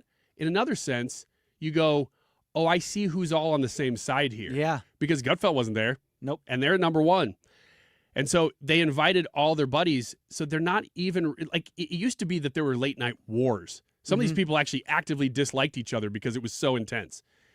Now, which I'm not saying that was good, but that was the nature of the beast. Now it's like they're all on the same side, supporting each other, even though they're supposed to be, enemies in the ratings. It kind of showed to me that it wasn't really about solidarity. It was that they were all buddies and they were all working toward the same goal. And that goal has become political. And that was kind of sad to watch, unfortunately, when it should have been kind of fun and funny. I didn't really think that it was that. I don't know about you. But I wanted to mention this because a former late night host, of which I guess I'd put Conan in now, is kind of blasting what late night TV has become. Everybody's seen the old clip of Johnny Carson saying, yeah, you can't really divide the audience. Well, now Jay Leno is actively saying that. Says former late night comedy late night comedy giant Jay Leno thinks today's TV hosts are fools for falling back on one-sided political humor, explaining they're isolating half their audience with the endless partisan jabs. Quote, why shoot for just half an audience all the time? I'm adding this. It is simple math. It's just simple math. If you're going to get canceled, which you are now, why would you cut your potential audience in half? Back to the quote. Why not try to get the whole? Leno, 75, told Ronald Reagan Presidential Foundation CEO David Trujillo during a recent interview. I don't understand why you would alienate one particular group, or just don't do it at all. The former Tonight Show host said, I'm not saying you have to throw your support or whatever, but just do what's funny. This is what we've been saying for a long time. And oddly, this is actually what's created the vacuum that has allowed Gutfeld to even exist. If you had a host that was willing to be really fair and take some real shots at Democrats, not just avoid the topic entirely, but people enjoy political humor. I'm not saying they don't, but if you had somebody who was willing to take you had a blank canvas for 4 years with Joe Biden and Kamala Harris. That is comedy machine right there. Yeah. You could do so much with it. And they did nothing with it. And so they created a vacuum that allowed a competitor to step in and knock them all down. That's stupid. That's really dumb. Well, like you think about a guy like Jay Leno, and Jay Leno came in for Johnny Carson. That is some huge shoes to fill. And he came in and he was successful. So you want to listen to somebody like Leno because he knows what he's doing. And like you're saying, it's simple math. 50% of your audience there. You talked about having material with Joe. You had plenty of material to make fun of both sides with Joe Biden. There was people there to do that. But I wonder if some of that came from the Obama era. Whenever Obama was there, he was sacred. You cannot make fun of him. And they just it really did seem that they kind of got out of the habit. Yeah. Well, I think that's where it became hyper partisan. But I got another article here that says New York City's We're With Colbert rally for late night host had 20 people show up. That's smart. A Big Apple rally in support of the Late Show with Stephen Colbert drew fewer than 24 people Sunday, even with New York PD cops on the scene and just kind of shrugging. They're like, why are we How even many here? monitors were they wearing? Dozens of fans. They did a look at the number of guests that this guy has had. See if I can pull this up real quick over the years. And it was a total of one Republican it was in the hundreds of any political leaning anyone. It was in the hundreds of of Democrats, and there was one Republican. It was probably like Jeff Flake or something. But with Colbert, doesn't CBS have to kind of own some of this? Like, this was their fault for letting this happen because they hired Colbert, and Colbert was on, what was it, the Today Show with Jon Stewart? He was on the Daily Show, and then he had his own show, the Colbert Report. And it was always just politics. Yeah. He never was anything else. He played a character on the Colbert Report of a fake right-winger. Right. And it was smart humor. It was always making fun of the right, obviously. Right. But there was a shtick. Right. But it wasn't like he got into this position and then was like, oh, I'm going to do all politics and only have politicians on my show. Like, he never was anything more than just that. Whereas, like, you look at a Seth Meyers or Jimmy Kimmel or Jimmy Fallon, their background was more Hollywood. You could have that. They weren't just politics people. Well, I get why you say that, because the track record up until he was on The Late Show was pretty much just politics and political humor. And he was known for it, and he was good at it. But do you know where he actually got his big break? It was on the Dana Carvey show that lasted 6 episodes in 1996 or something like that. He's told the story before that he was about to leave comedy entirely because he had been spinning his wheels and not getting anywhere. And then the Dana Carvey show came out. Dana Carvey was enormous at the time, mid-90s, just fresh off of SNL. And you probably know the story of the Dana Carvey show, where he comes out and the first sketch that he does on primetime network TV is him ripping his shirt open as Bill Clinton and having tons of nipples and feeding all these puppies and babies and saying, oh, I'm just going to feed the world as Bill Clinton. And I remember watching it with my parents who were like, ooh, ooh, and we didn't watch the rest of the episode. And apparently there's incredible graphs that Dana Carvey still brags about, that you can watch the ratings high. Bill Clinton rips his shirt off, drop. Absolute off a cliff drop, and the show never recovered. But if you watch that show now, it's a sketch comedy show. There's not really a lot of politics, and I mean, it's the goofy Bill Clinton stuff, but there's not really a lot in it. But it launched the career of Stephen Colbert, and it launched the career of Steve Carell, who was also in that show. But neither one of them had been names before that. So that was non-political, and that's where he technically got his start. But it became nothing but politics, whereas Steve Carell went the other way. Right. And he did pretty much just comedy, even though he also was on The Daily Show. So all that to say that it's a weird spot that we're in America, because while we're right now, and all of America is talking about this in the political context of losing this big voice for the Democrat Party and late night TV, that's really not why he's being fired. He's not being fired for politics at all. He's being fired because he's losing money. Yeah. And he's losing money because nobody watches TV anymore. And in fact, the people left watching TV are consolidating into very small areas like Fox News. Fox News kills it across the board because, again, same thing applies. They've left, all the rest of the news organizations have left an opening for Fox News to exist. They've exploited that for a long time now. But then the late night did the same thing, and Gutfeld's exploiting that. And they're killing it. But generally, people are moving away from TV so fast that they just can't get the advertisers to support bigger programming. It's not that TV itself is entirely going to go away, but these big shows, I would say Saturday Night Live is a part of that. Saturday Night Live is a very expensive show to make, and so are these late night shows. And hundreds of employees and all this cost that goes along with it, it just can't sustain it anymore. And you know how I know that? Keith Olbermann, who is not a right-winger, if you know anything about him, he's actually so far left that most of the left thinks he's too far left. Yeah. He stepped out in the midst of this whole debate and said, look, everybody, Colbert is not being fired because of Paramount. He is going away because his show is too expensive. They're losing $40 to $50 million a year. You can't do that. Even he said that. And the other reason is that it's going away because of financial reasons, because if it were political, if they didn't like what Colbert was saying or that he was criticizing his bosses, or that he was criticizing the deal that Paramount having to make with Trump right now, which is very real. If it was just that they didn't like what he was saying, they would fire him and keep the Late Show. And keep the show. But that's not what's happening. They're actually deleting the entire Late Show.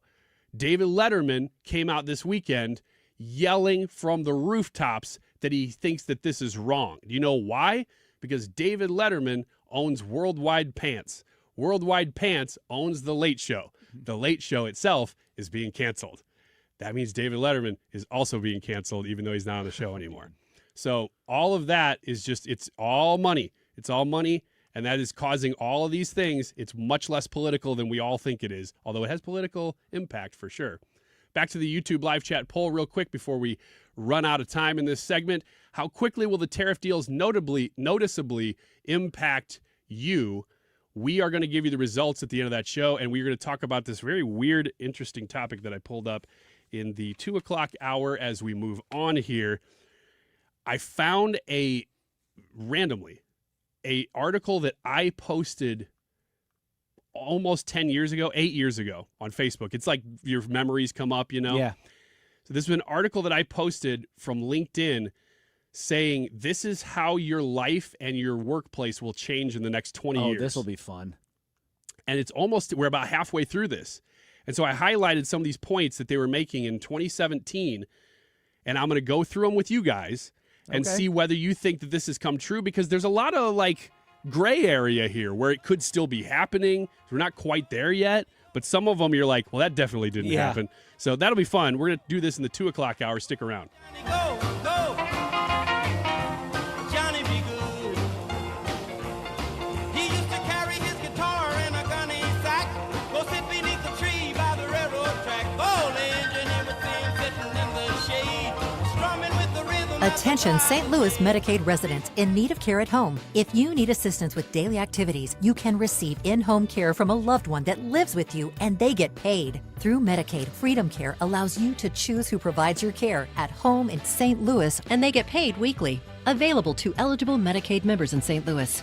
Call now to check your eligibility. It can be your daughter, son, a close relative, or trusted friend helping you with cooking, transportation, laundry, and other activities in your own home. You get the help you need, and your caregiver gets paid. Freedom Care has over 7,000 five-star Google reviews and is a leading choice in St. Louis for in-home care. If you have Medicaid and want to receive great care from a loved one, go to freedomcare.com, or for faster service, call 314-597-1749. 314-597-1749. That's 314-597-1749. Freedom Care, we're here for you. You're listening to Leaf Filter Radio, and the guru of gutter protection himself, Chris Coonahan, is here to take your most pressing leaf-related questions. Hey, everybody, Chris here. I understand we have Ron on the line. Ron, where are you calling from? Uh-oh. Ron, are you calling from a ladder? Well, I was. I wanted to ask Chris what I need to do to get my gutters ready to have Leaf Filter installed. Oh, Ron, you don't have to do anything. A Leaf Filter Trusted Pro will come out and clean out your gutters, realign and seal your gutters, and install Leaf Filter, America's #1 gutter protection system. So I didn't need to get on this ladder? Ron, Leaf Filter Trusted Pros are in your neighborhood and ready to help. Just visit leaffilter.com/radio to schedule your free gutter inspection and get up to 30% off. Thank goodness. What was that site? That's leaffilter.com/radio for your free gutter inspection today. See representative for warranty details. Promotion is 20% off plus a 10% senior or military discount. One discount per household. This is a special notice to all U.S. taxpayers with back taxes to the IRS. Billions in tax relief is now being made available to struggling taxpayers, giving thousands, even tens of thousands of dollars in savings away to those who qualify. If you're facing wage garnishment, threatening letters, audits, liens, levies, or already in a payment plan, you can now expedite the resolution to your tax problem, end collections, and even qualify to reduce a large portion of what you owe. Stop IRS Debt has established a relief hotline for you to call to check what savings and options you qualify for. Dial 800-518-9137. With many people facing job loss and rising cost of living, these special IRS initiatives are designed to aid delinquent taxpayers with the relief that they need to get a fresh start. For a free consultation to see what savings you qualify for, call 800-518-9137. 800-518-9137. 800-518-9137. KFTK FM Florissant from the Kaufman Townsley St. Louis's Injury Lawyers Studio. Call 314-500-5000. That's 314-500-5000. All on the free Odyssey app.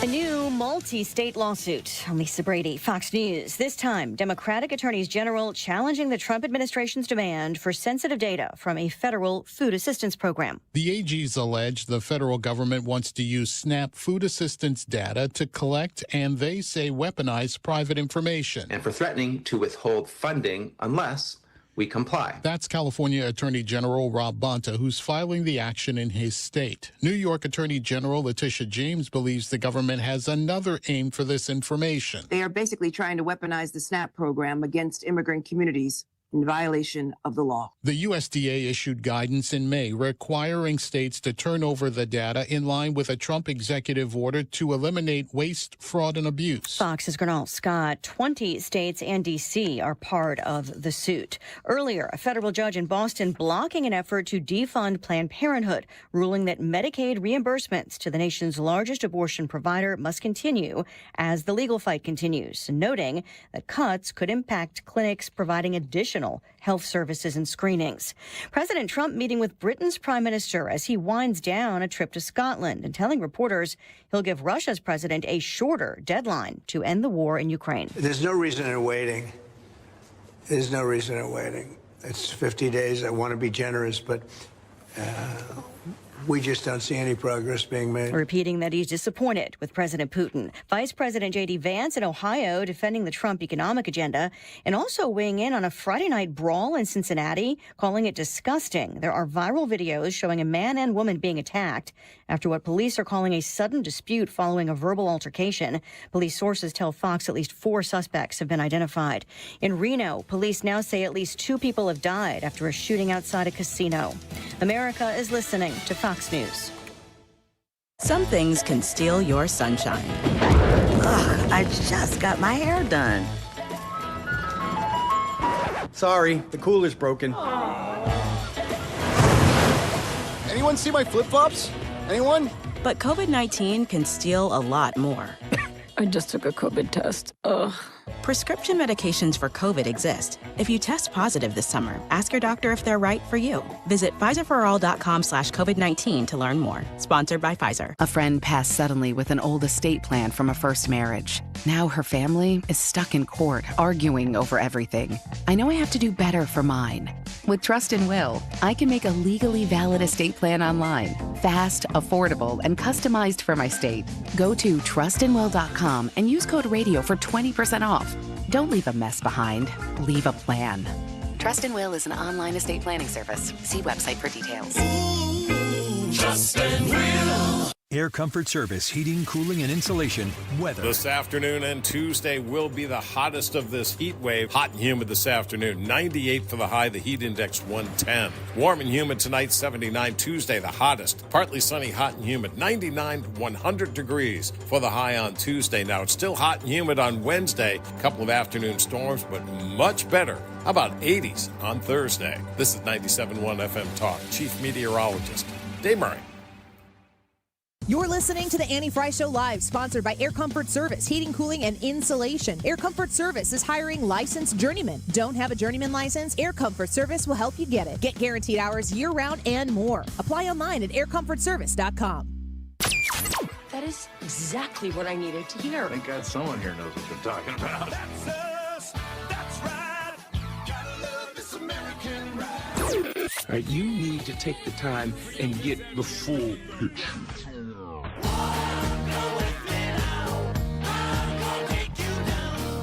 Oh, yeah, here's the moment you have been waiting for. Don't get me wrong, I love the ladies. I mean, they rev my engine, but they don't belong in the newsroom.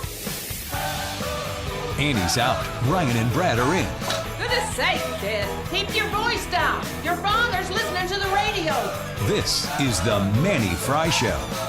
One of the things they don't tell you when you go to host is not to put a big bite of food in your mouth right before things you need to learn, right? you go on, and that's what we're dealing with No, here. don't do that. I'm not. Don't do that. I'm okay. I got it out barely. This is the Annie Frey Show. It's the Mannie Frey Show because it is just us guys hosting today. Brad Range, I am Ryan Wiggins. Ethan Hannaford will be in just a second. I am struggling with the sugar thing. I'm still doing the weekend thing where I can eat. So my diet right now that I've decided on for myself is that I eat no added sugar during the week. And then I allow myself to have added sugar and candy and whatever I want really on the weekends. And I thought what was going to happen was I would begin to change my lifestyle enough that by the time I get to the weekend, I'll have something here and there. But what's happening is Monday through Friday, I'm doing pretty good, actually. I've gotten better because I was really struggling the first couple of weeks. But then I hit Saturday, and I'm like, Reese's, gummy bears, just like everything all the time. And I think I'm kind of overdoing it from what I even did. So what I was currently eating right before we went on just now was a bar that tastes like dried chalk. Yeah, that sounds great. But it has no sugar. It has some nuts in it. That's why it tastes some like apples, and it's just very dry. And I'm like, oh, gosh, why am I doing this? So I mentioned before the break that we were going to do this topic, and we're going to do it now. Things that the topic is how our lives will change dramatically in 20 years. So this topic or this article is written what year? 2017. Okay. So we're talking about 8 years ago. We're not quite halfway through, but we're close. Halfway through the 20 years that it is throwing out as predictions for whether whether this is going to happen in the next 20 years or not. Okay? So I'm going to read it to you, and then we will collectively, assuming Ethan decides to actually come in for the segment since he said he was going to, collectively decide whether we think that this either has happened or is still going to happen. Like it looks like, we are headed in that direction, or no, this is definitely not going to happen. First one from 2017. Software will disrupt most traditional industries in the next 5 to 10 years. Software will.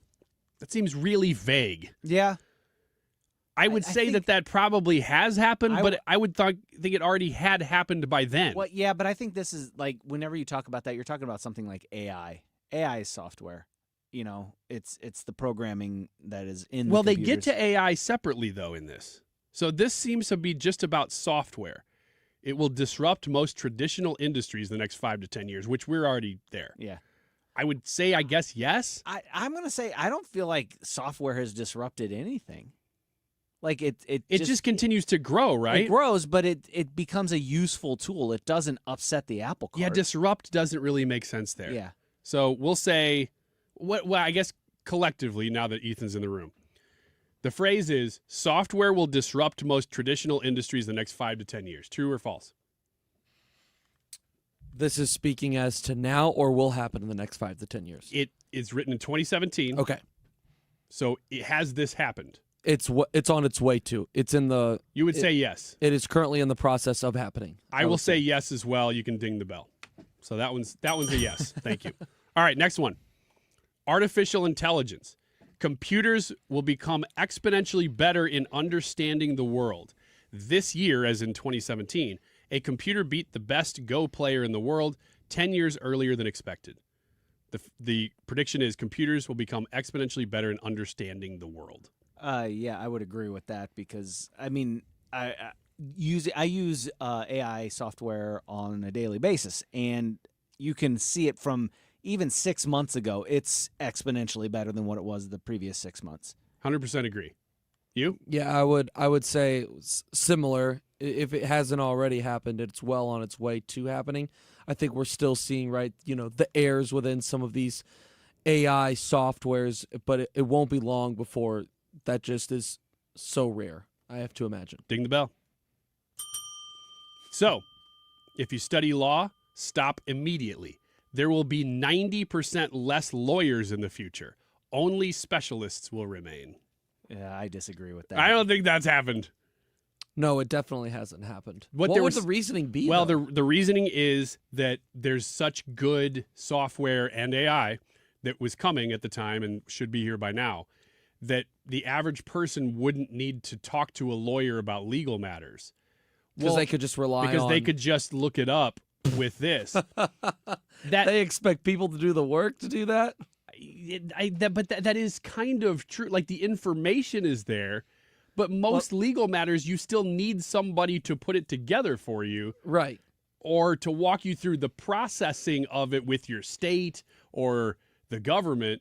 So, yes, you can get the info, but you can't really do everything with it. No. I mean, somebody's going to come along and go, well, LegalZoom can do this and I'll that. tell you for what's but- interesting about that, though, is I was talking to Brad Young about this. This has been a couple weeks ago when he was hosting. He said that AI still makes up cases. It just fabricates case law out of thin air to cite when it writes a legal decision. It'll just in this case, blank versus blank. It's like, that's not a real thing. Oh, that's right. I've heard that. Yeah, he was talking about a fairly large firm that got busted using that because of that reason, and they faced some hefty fines. Yeah. Okay, so we're no on that one, I'm a right? no. Okay.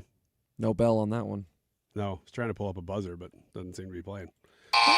There we go. What a terrible. You know what that gosh, sounded like? That's the longest buzzer ever. That was too sounded long. like a ringing into an apartment. I tell you That's what, what that sounded like. I tell you what, I got the Price is Right losing horn. We can use that. Do from that. now on. Do that. Thank God. Okay, next one. There is software at the time, 2017, that helps nurses diagnose cancer that's more accurate than human nurses. Facebook now has pattern recognition software that can recognize faces better than humans. Here's the prediction. In 2030, so we're not there yet, computers will become more intelligent than humans. 2030 more intelligent than humans. 5.5, 4.5, 4.5 years away. Yeah, it's not that far away. Yeah, no, I think that they eventually will, but not in 4 or 5.5 years. I think they will. So you're split. I think We they got a will. yes and a no. Yeah. I have a hard time defining the word intelligent. Fair. Because, yes, a computer or the cloud, for that matter, can have way more information than you, but does that mean it can interpret that information better than you? By 2030, I'm still going to say no. So I'm a no. I look at how fast AI has grown in the past year compared to the last 10 years prior to that. I mean, most of these things, I bet that this list, our answers to the things on this list look completely different a year ago.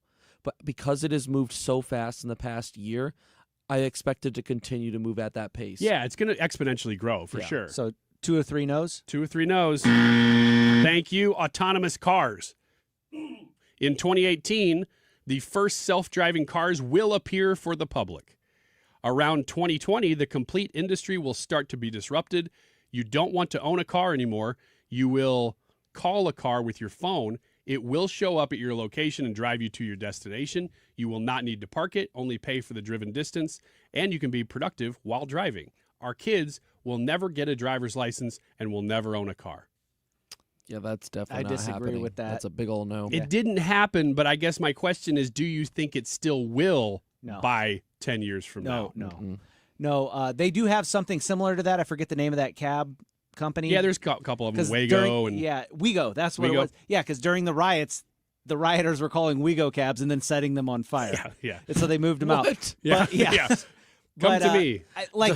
There is a certain segment of the population that will be down for that, and there will be a certain segment of the population who I would consider myself one that just likes driving, that likes doing that sort of thing, and so they will still continue to drive. Yeah, their vehicles. convince the Midwestern folk or even the people, living up in North Dakota to have a self-driving car. I'm Get going to outta disagree. here. I think this still will happen within 10 years. I think you're crazy. I think that we will, even here in St. Louis in the Midwest, have the option, not that you will always use it, but you'll have the option of not driving anywhere if you don't want to.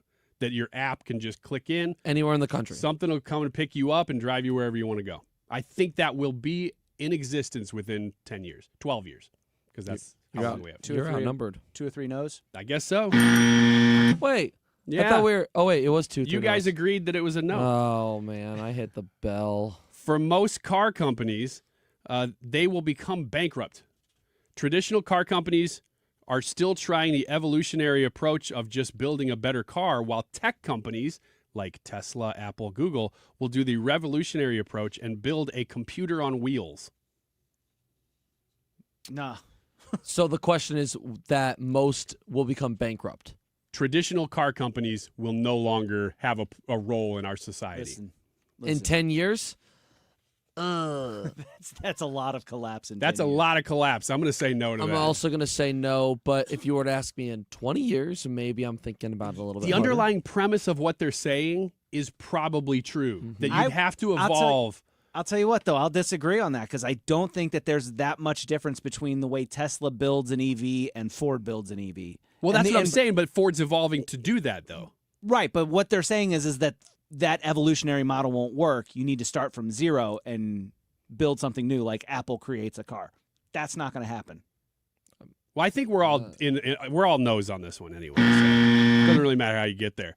Insurance companies will have massive trouble because without accidents, the insurance will become 100 times cheaper. Yeah, I'm just going to hit the buzzer right here.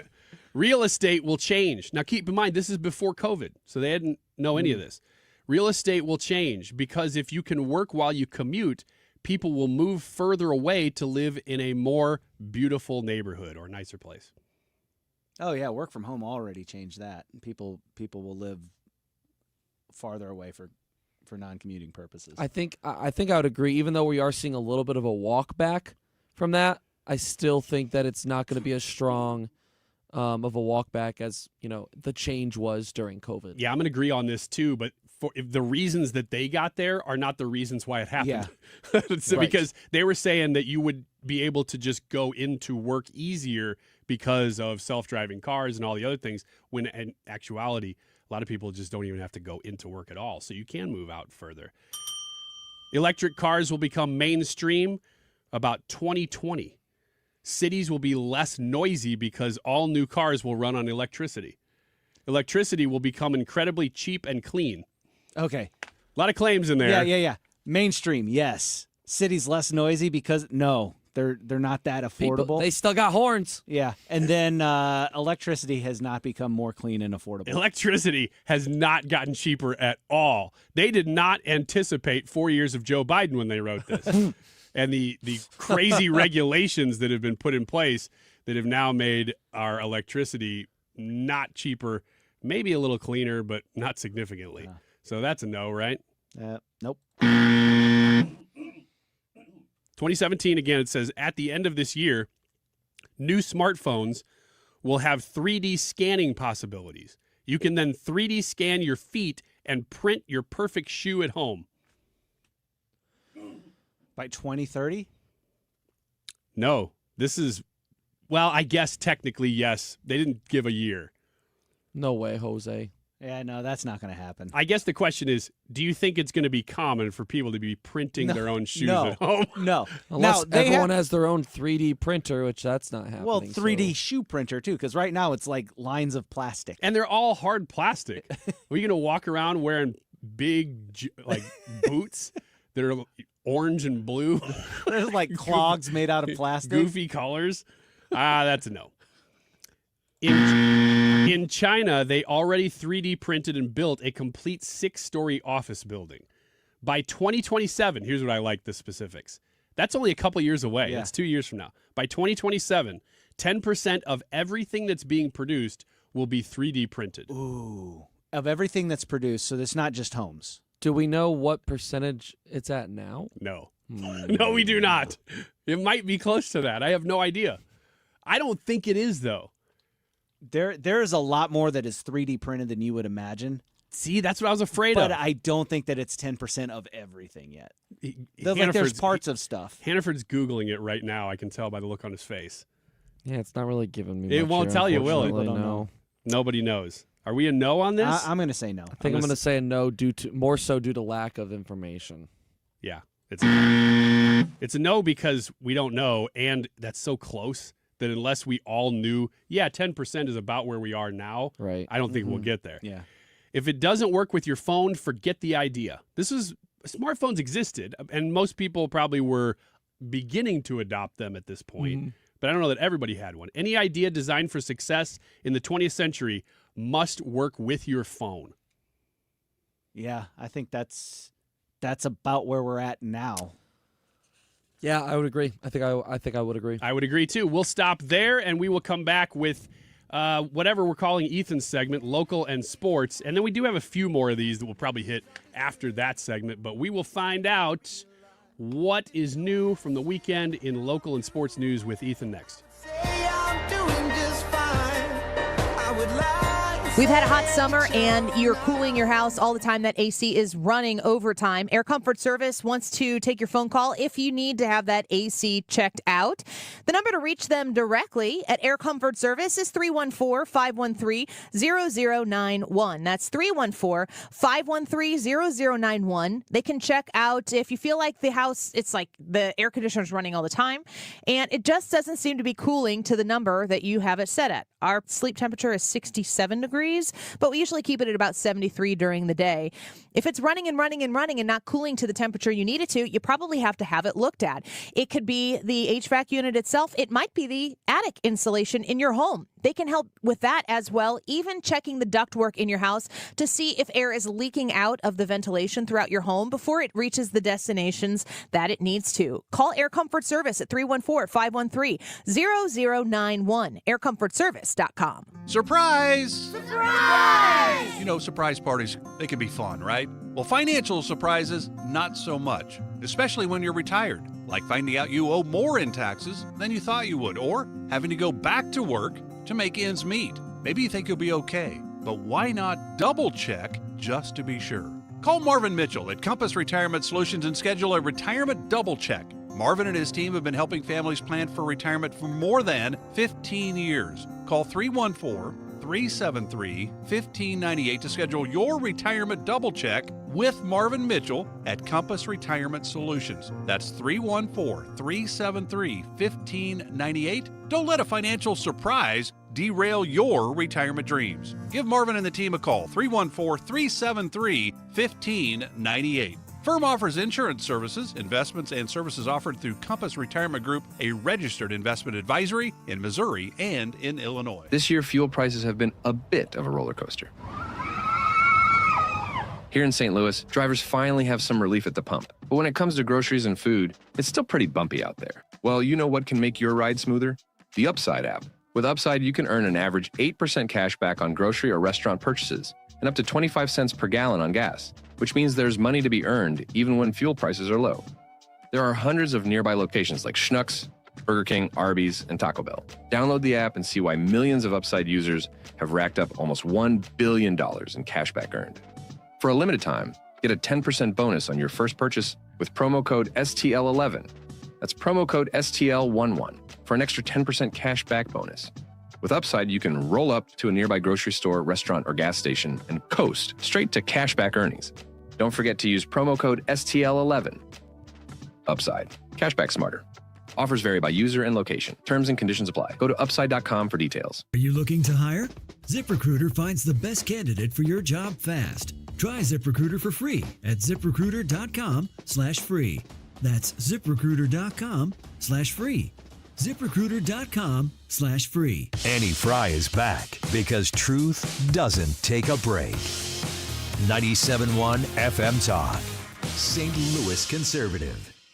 Some nights I stay up, cashing in my bad luck. Some nights I call it a draw. Some nights I wish that my lips could build a castle. Some nights I wish they just fall off. But I still wake up, I still see your ghost. Oh Lord, I'm still not sure what I stand. Ethan, tell everybody about your sunburn. Oh my God! If you see me wincing on the YouTube video today, it's because my shoulders are absolutely torched from that Lake of the Ozarks sun, and I'm dying over here. Basically, in between segments, like at the top of the hour when we have a couple minutes, I'll walk out of here to get a drink or something, and I'll walk past an office, and Ethan's just privately holed up in it, rubbing oils on himself. And it's a little weird, man. Okay, you make You're in an office You place. make it seem like something sus is going on over here. Just That is rubbing not oil. appreciated. What are you doing? I'm just oiling myself. It's like man. the Leave me alone. Bactine spray with the lidocaine in it. I don't know what you're rubbing on yourself. I just told you what I'm rubbing on myself. He's glistening. And aloe, for God's I know sake. that the office is dark and you're in it, and your shirt is halfway off. Actually, it was all the way off. Well. You wanted to know. The smooth jazz music was a little much, though. I like this idea. Ender, oiling with Ethan for the next local Oiling news. with Ethan. Oiling with Ethan. Hold up. Check it out. Sports and local. Ethan and the Giant Peach. I don't know, man. That was a listener suggestion. I was like, what? I actually like that. Does that have any connection to anything? James Well, I and know the James and the Giant Peach. Peach, but what does that mean I don't for know, you? but it's just kind of funny. I know, it kind of rolled off the tongue. I'm I like, love okay. that you're like, that doesn't make sense. You're the one that started off, I think the second day, you said it was like Mega Muffins. Oh, trust me. Didn't even say my name in it. When we get back into the ones that I made up, which is tomorrow, they're going even further off the rails. Ethan the Giant Peach would be in that category, but it doesn't. I don't know. This one didn't say sports and local either. It just said Ethan and the Giant Peach. Yeah, it did. Oh, it did say said sports and local? Sports and Okay. local. I guess I was just so distracted by the Giant Peach that I didn't even connect it here. We'll go ahead and start off with some sports today. This past weekend, the Cardinals made their first trade near the trade deadline, coming up here in just a couple of days on the 31st. They traded pitcher Eric Fetty to the Atlanta Braves. If you remember from last week, I mentioned that they had designated him for assignment, basically meaning that there's a 10-day period that opens up and they're saying, hey, if you're not traded, you're getting released. And in that time, the Cardinals were able to find a suitor. So their return, here's the funny part, is it said either player to be named later or cash considerations. So But didn't they also have to trade cash considerations with him? I saw something that was like Fetty and cash considerations to Atlanta for nothing. For cash considerations. For a player to be named later or cash considerations. Here it says, let's see. Braves announced that they had acquired Fetty and cash considerations in exchange for a player to be named later or cash Is considerations. one of those cash considerations actually a person named cash? How funny would that be? If it was a guy named Cash Considerations, just big old chain. Does it just mean that they're paying now for a possible player later, and then if they don't take a player, they just get their money back? If they got a player, it would be a very low level prospect, or they would get a few $100,000 or whatever back. He's not really. His contract was, he was owed a couple million for the rest of the year, so it's not like this is groundbreaking or anything. The only thing that you could say is the Cardinals maybe didn't handle this situation the best. This is a guy that they traded for at last year's trade deadline, and a lot of people said, oh, this is a great trade. He was part of the Tommy Edman trade that sent him to Los Angeles, and he was really good. Man. He was really good up until probably 6 weeks ago.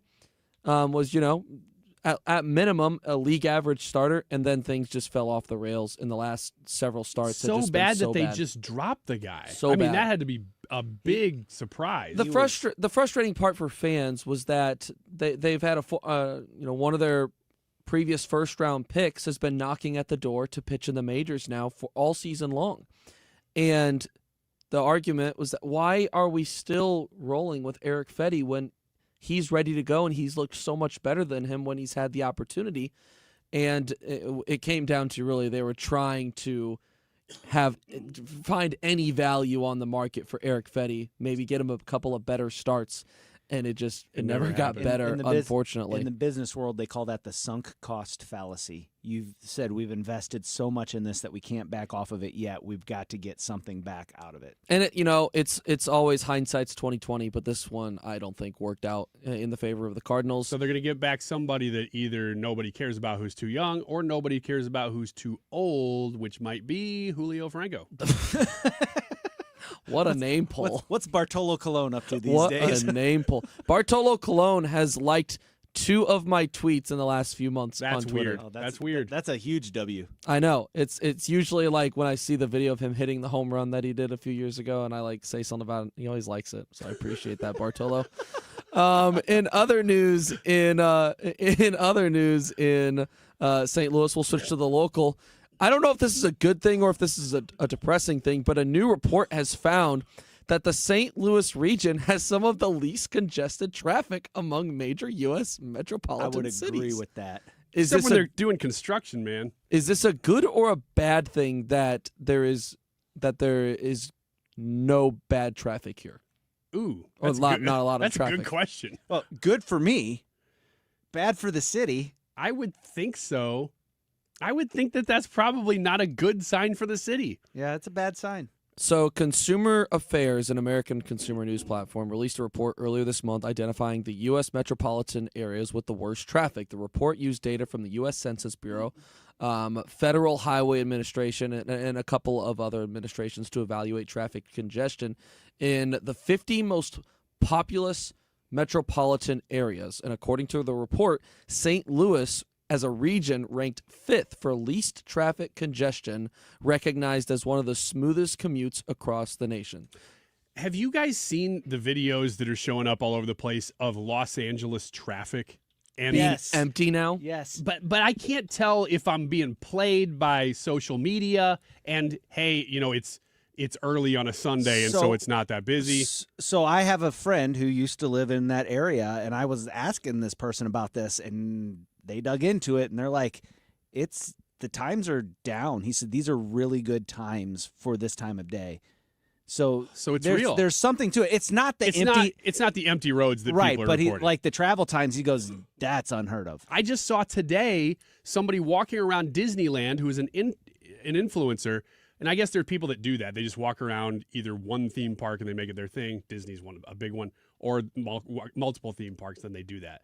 They were walking around Disneyland, and today is the end of summer. This is supposed to be a fairly busy time for Disneyland, especially, you know, people right before you go back to school, they all spike. So this is a busy time. And it was empty. It was like 10:30 in the morning there, and it was nobody there. And I'm like, are you engagement farming and showing me what just happened to be a moment that you walked by and you're like, oh, wow, look at this view, and then cut that clip? Or is it real? And it's interesting to hear that your friend... There's something to it. Not a lot, but yeah. Is saying that there is something true about the less traffic thing. Consumer Affairs found that the St. Louis Metro had an average daily commute of 25.2 minutes, average weekday congestion time of 1 hour and 5 minutes, and a fatal crash rate of 9.29 per 100,000, all below U.S. averages. The only 4 metros to rank better than St. Louis overall. Any guesses out there? Pittsburgh. Paducah, Kentucky. Kentucky? I've never heard of Kentucky. Kentucky. Neither of those are in it, so I'll go ahead and connect. I'll throw them out there. Rochester, New York. That's what I was going to say. It's on the tip of my tongue. Salt Lake City, Utah. Okay. Cleveland, Ohio, and Hartford, Connecticut. Those are the only 4. So for the people that live here, I think it's a good thing, right? I mean, being able to live in St. Charles and it be a 25 to 30 minute drive, that's pretty ideal. But for the city as a whole, like you said, the better the traffic is, it tends to mean also to a certain extent there's not enough cars here, not enough, not enough people in the city. Or at least people are not driving to work anymore.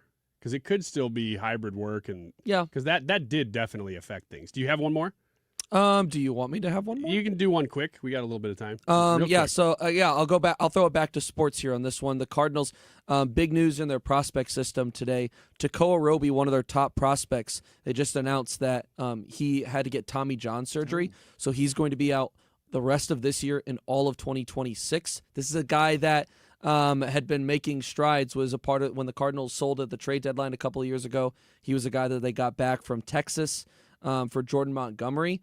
And there was talks that he could potentially be a guy that might be a starting pitcher for them next season to start off the year. And unfortunately now he's going to miss a lot of time, and the Cardinals are going to have to figure out, who to fill those holes with for the 2026 season. Real quick, what's your prediction for 2026? We know what this season is going to be. They are not going to be full-on World Series contender at that point, but I think that they will continue to move in the right direction, and I feel better about them. Why being will a they be playoff better? team. What's the main reason they'll be better? 2025, they have continued to find who their core is going to be. They're going to have new leadership coming in that's going to be able to add the accent pieces that they need to get back to the Cardinals of old. Okay. We'll come right back and I think hit the rest of these predictions from roughly 10 years ago and decide whether they have come true or not. Stick around. Stewart's American Mortgage and the Bagel Loan. This is a smart move, folks. If you have any mortgage questions, if you are looking for a new one, you're shopping for homes, of course, interest rates have stayed high, higher than, of course, the president thinks they should be at the Fed. And so mortgage rates haven't gone down as much as we would like. So a lot of people are holding on to their home. If you're looking to purchase a new home, that means prices are kind of high right now. You need to save every dollar you can get. You need to make a good decision. And Stewie is going to tell you why it's smart to buy now before those interest rates go down and even more buyers come onto the market. That can drive up the cost of homes even more for a period of time. Go now, get your new mortgage. Get the rate that you qualify for right now, and then you can refinance with the Bagel Loan later, pay $0 in closing costs, and lock in the lower rate when it actually happens. 314-324-4440, 314-324-4440. Call or text. Google the Bagel Loan, NMLS number 226715. We know there's a lot that can go on during one night of baseball. Long home runs, epic pitching performances, catches that defy space, time, and gravity. Climbing the wall. Did he catch it? He did! But what if you could get all of that summarized in a quick, concise, and at least we think, funny podcast that's under 10 minutes? Check out MLB.com's Morning Lineup. It runs Monday through Friday mornings on Spotify, Apple, or wherever you love listening most. When's the last time you gave your home's exterior a little love? Hi, it's Kim, and if your siding is cracking, it's fading, or just doesn't stand up to our St. Louis weather, it's time to call Lakeside Renovation and Design because they're experts in James Hardy siding, which is this durable, low-maintenance option, and it looks beautiful. Plus, you have customizable colors and textures, and so you can give your home a completely new look while protecting it for decades. Don't wait until the small problems turn into big ones. Visit lakesidearty.com to schedule your free consultation. Mark Cox here. Let me introduce you to my friends at the Lit Cigar Lounge in St. Louis, where luxury meets comfort. Premium hand-rolled cigars, an extensive selection of rare bourbons and whiskeys and craft cocktails. It's comfortable for non-smokers, too. They have a state-of-the-art ventilation system. They have private lockers and live music every Friday night, perfect for date nights or business meetings or just winding down. Visit litstl.com. Today's YouTube live chat poll: how quickly will the tariff deals noticeably impact your life? We've got 4 options: no impact or never, right away, 1 year, or end of Trump's term. So jump on Annie's YouTube page, youtube.com/@AnnieFrey, Frey, and vote in that poll and leave us a message telling us way you voted, and we might read that message on the air. The time is 2:37. This time check is sponsored by Jerry Kelly Heating and Air Conditioning. It's time for a $98 AC tune-up. Cutting through the spin. 97.1 FM Talk. St. Louis Conservative.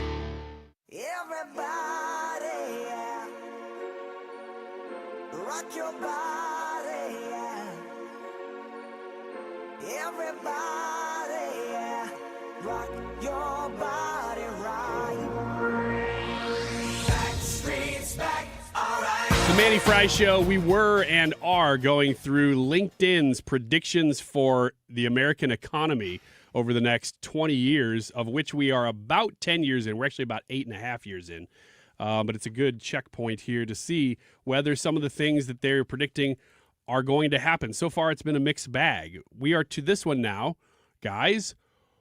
70 to 80% of jobs. Now, again, if you're just tuning in, let me set this up. In 2017, they put out this list saying this is what's going to happen in workplaces in the economy over the next 20 years. We are now 8.5 years in. Okay, there we go.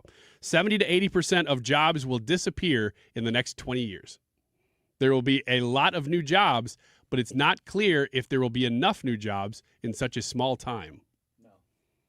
No, I disagree with that. that. Definitely did not happen. What was the percentage? 70 to 80% of jobs will disappear in the next 20 years. It's a little strong. We're not 20 years in, but we're about halfway there.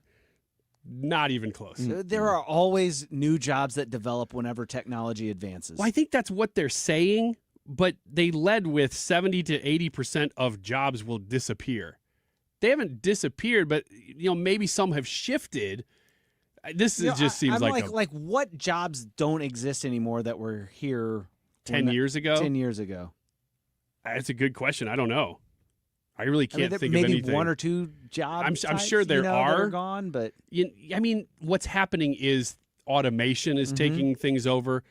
I walked into McDonald's a couple weekends ago, and the one that I went to had nobody at the front desk. You only had to order at the kiosk.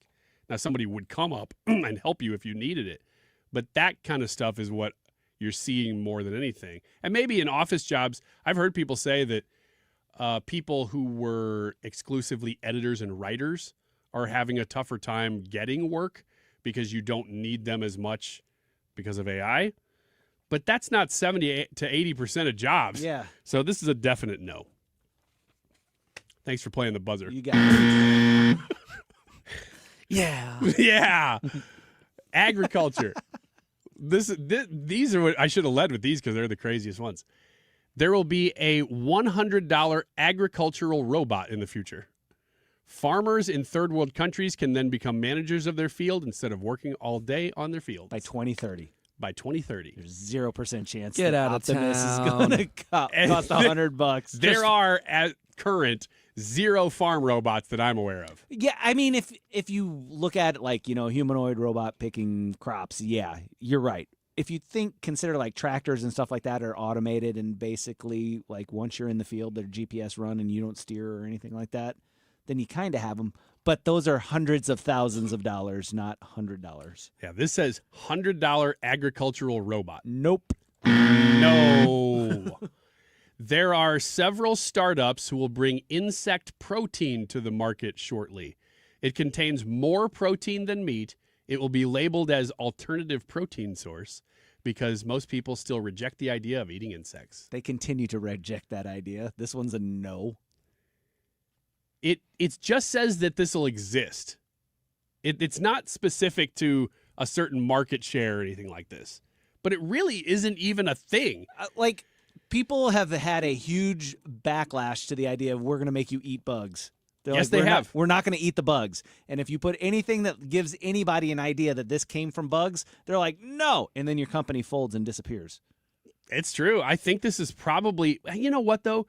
It's still 10, 12 years away that this could happen. Because it's not saying that it'll be a major thing. It just says there will be insect protein as a part of the market. It's disgusting. I'm looking at pictures of. Look, you can dislike it. I'm just asking maggots you whether you think cricket pops. Do you think in 10 years this could be a part of the market, even if you don't like it? Could it be? You know what? I'm going to tell you which part of the market is going to end up eating these things. All the granola people. That's who. All the granola the people. crunchy moms that wear flip flops and chacos and get their groceries at Whole Foods. This is the crowd that's going to end up eating insect protein. So you're a yes. Not really, but kind of. I'm a no. I'm a hard no. You're a hard no. I'm a no but except for that very small group of people. I'm actually going to have to say no just based on the current trajectory. Yeah. This just hasn't gone anywhere. Nobody is interested in that. So we got a buzzer on that one. However, I will add, because I'm the odd one on this show, even when Andy's here and we talk about this topic, I'm not opposed to this being an option.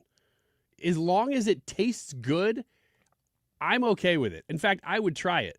If they come up with a hamburger that's like, yeah, that's all worms, but you can't tell, I would eat it. But why would you eat a worm burger that tastes like beef burger if you could just have a beef burger? If it's cheaper.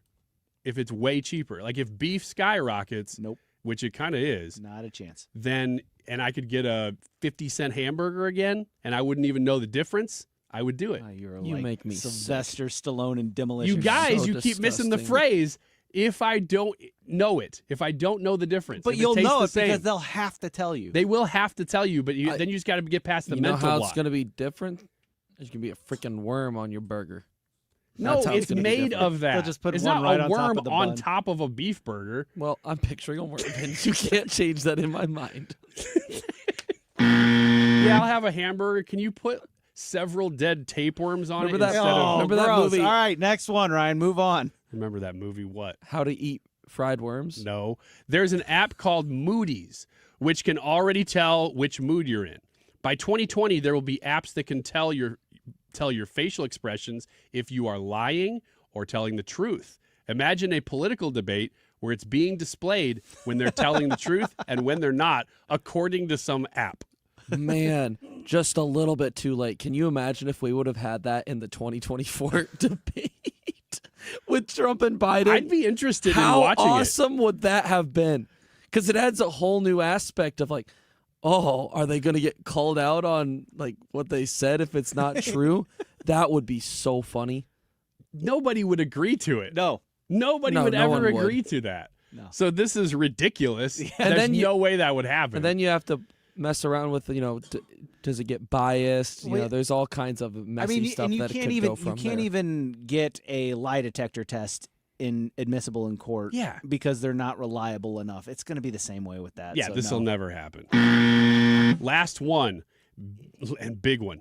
Bitcoin may become the default reserve currency of the world. No. 12 years away. No way. Not of the world. 0. It will not, but let me put this wrinkle in there. It has, since 2017, Bitcoin, you could make the argument at that point that they were making a really big, bold prediction that Bitcoin would even be existing. Bitcoin is a big part of the discussion right now still. So in that sense, I'll give them credit for making a maybe controversial, big opinion prediction there that hasn't really come true, but is still very much part of the debate. I mean, we just had legislation on it 2 weeks ago. So I think this is a pretty cool prediction, even if it hasn't happened. But I can't see it becoming the reserve currency. It is the reserve currency of a couple of Latin American nations. Oh, I could already, see though. that. Yeah, definitely smaller nations picking it up. Yeah, I could definitely see that. But I think we have to say no. Yeah, no. It's a no for me, dog.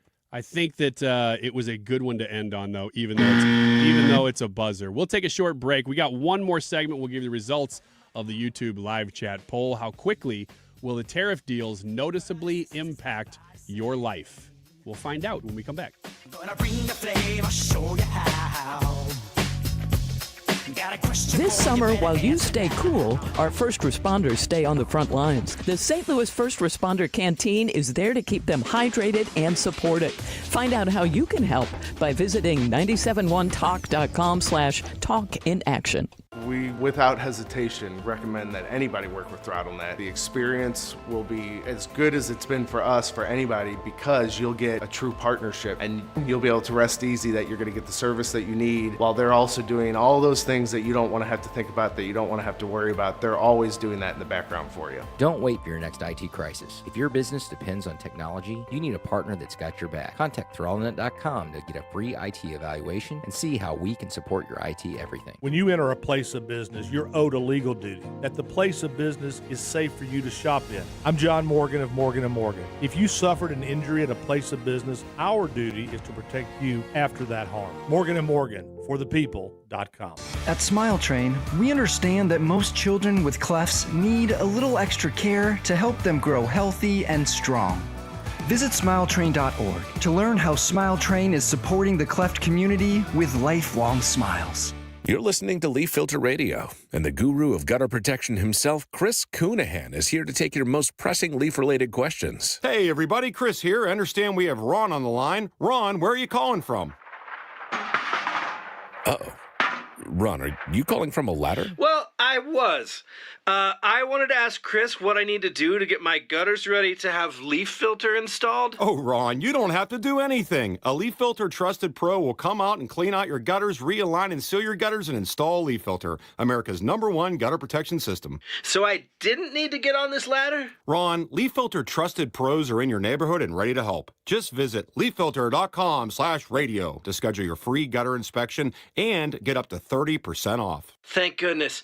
What was that site? That's leaffilter.com/radio for your free gutter inspection today. See representative for warranty details. Promotion is 20% off plus a 10% senior or military discount. One discount per household. Rooted in faith, grounded in family. We're back with more truth. This is the Annie Frey Show.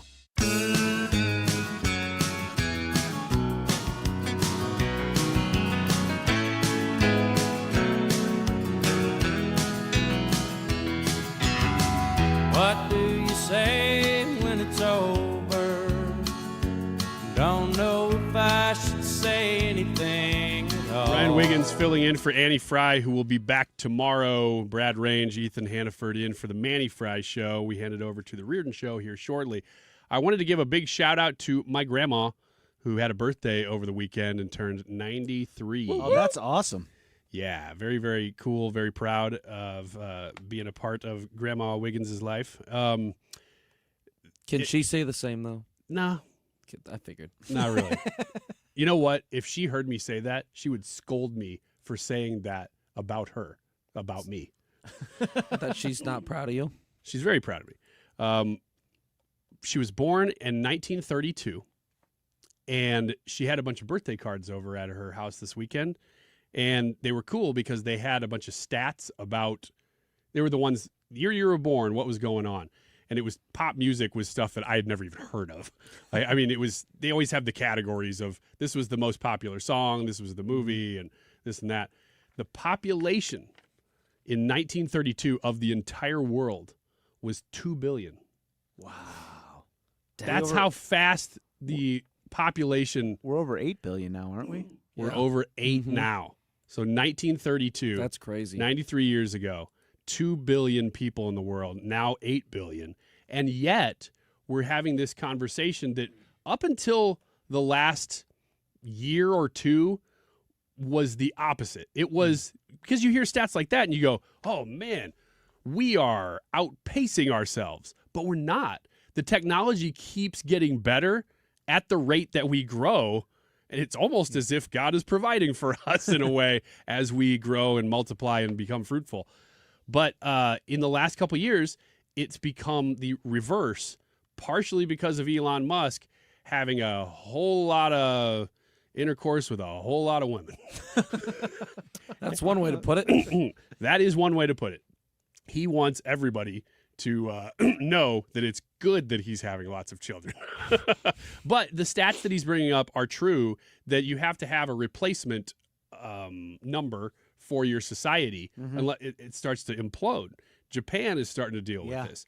China apparently is just about to start dealing with this.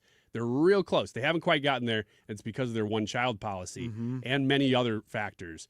But it's funny because Japan is very open about their economy and their culture. China is not. China is very closed off. And so when you hear stats like that, it's like they sort of pop up and they go away because China does not share any of that stuff. They don't share how well they're doing. They manipulate their currency. They do all kinds of stuff to make sure that nobody knows how good or bad things are there, although they'll tell you about the good.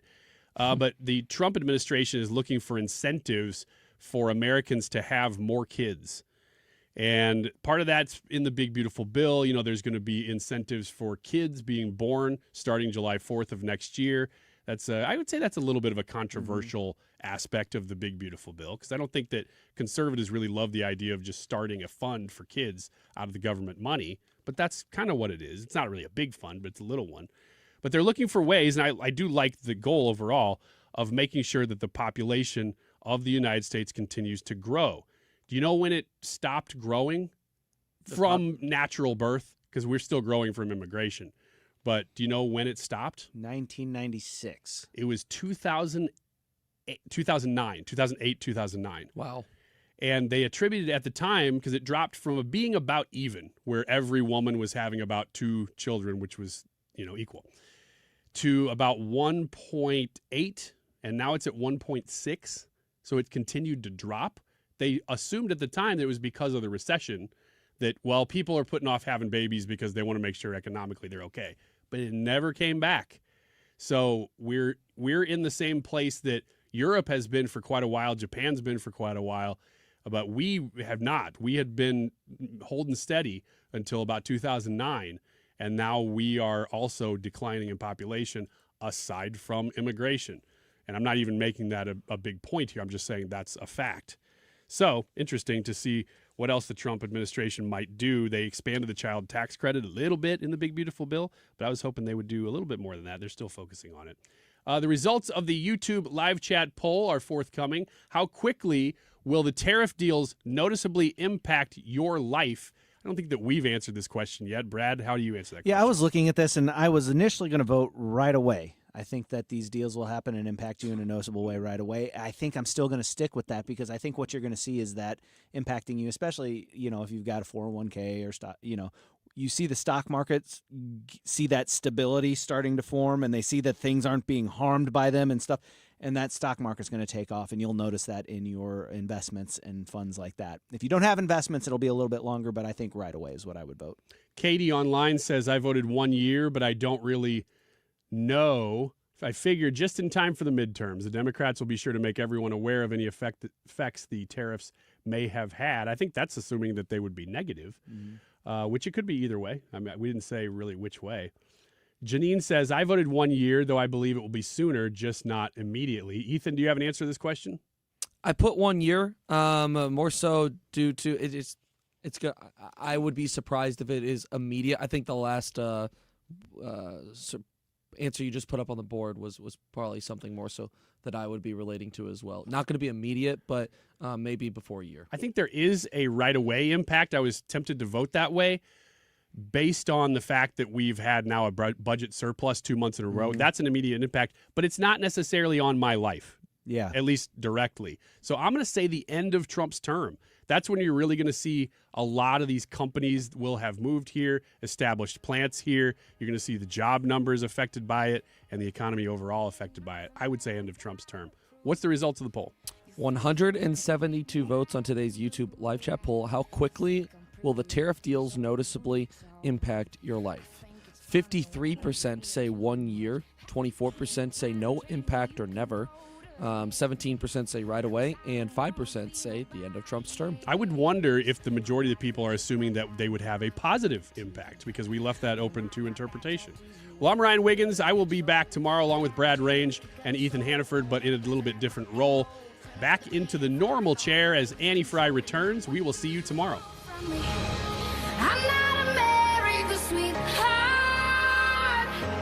Like I said before, tariffs had absolutely zero effect on our equipment pricing. No manufacturer raised their prices. What has affected the pricing is the previous 4 years of these ridiculous mandates. I mean, I say ridiculous, it's shameful. But that being said, if you're told that you need a new system, or your air conditioner is bad, or you're looking to replace your system, if you want a common sense approach which works for you, your family, and your budget. When I say your budget, it never is what you want it to be on this equipment, but common sense approach, 15-20 minutes of your time, and explain to you your options. No Kool-Aid being handed out. I'm Bart Inman. That's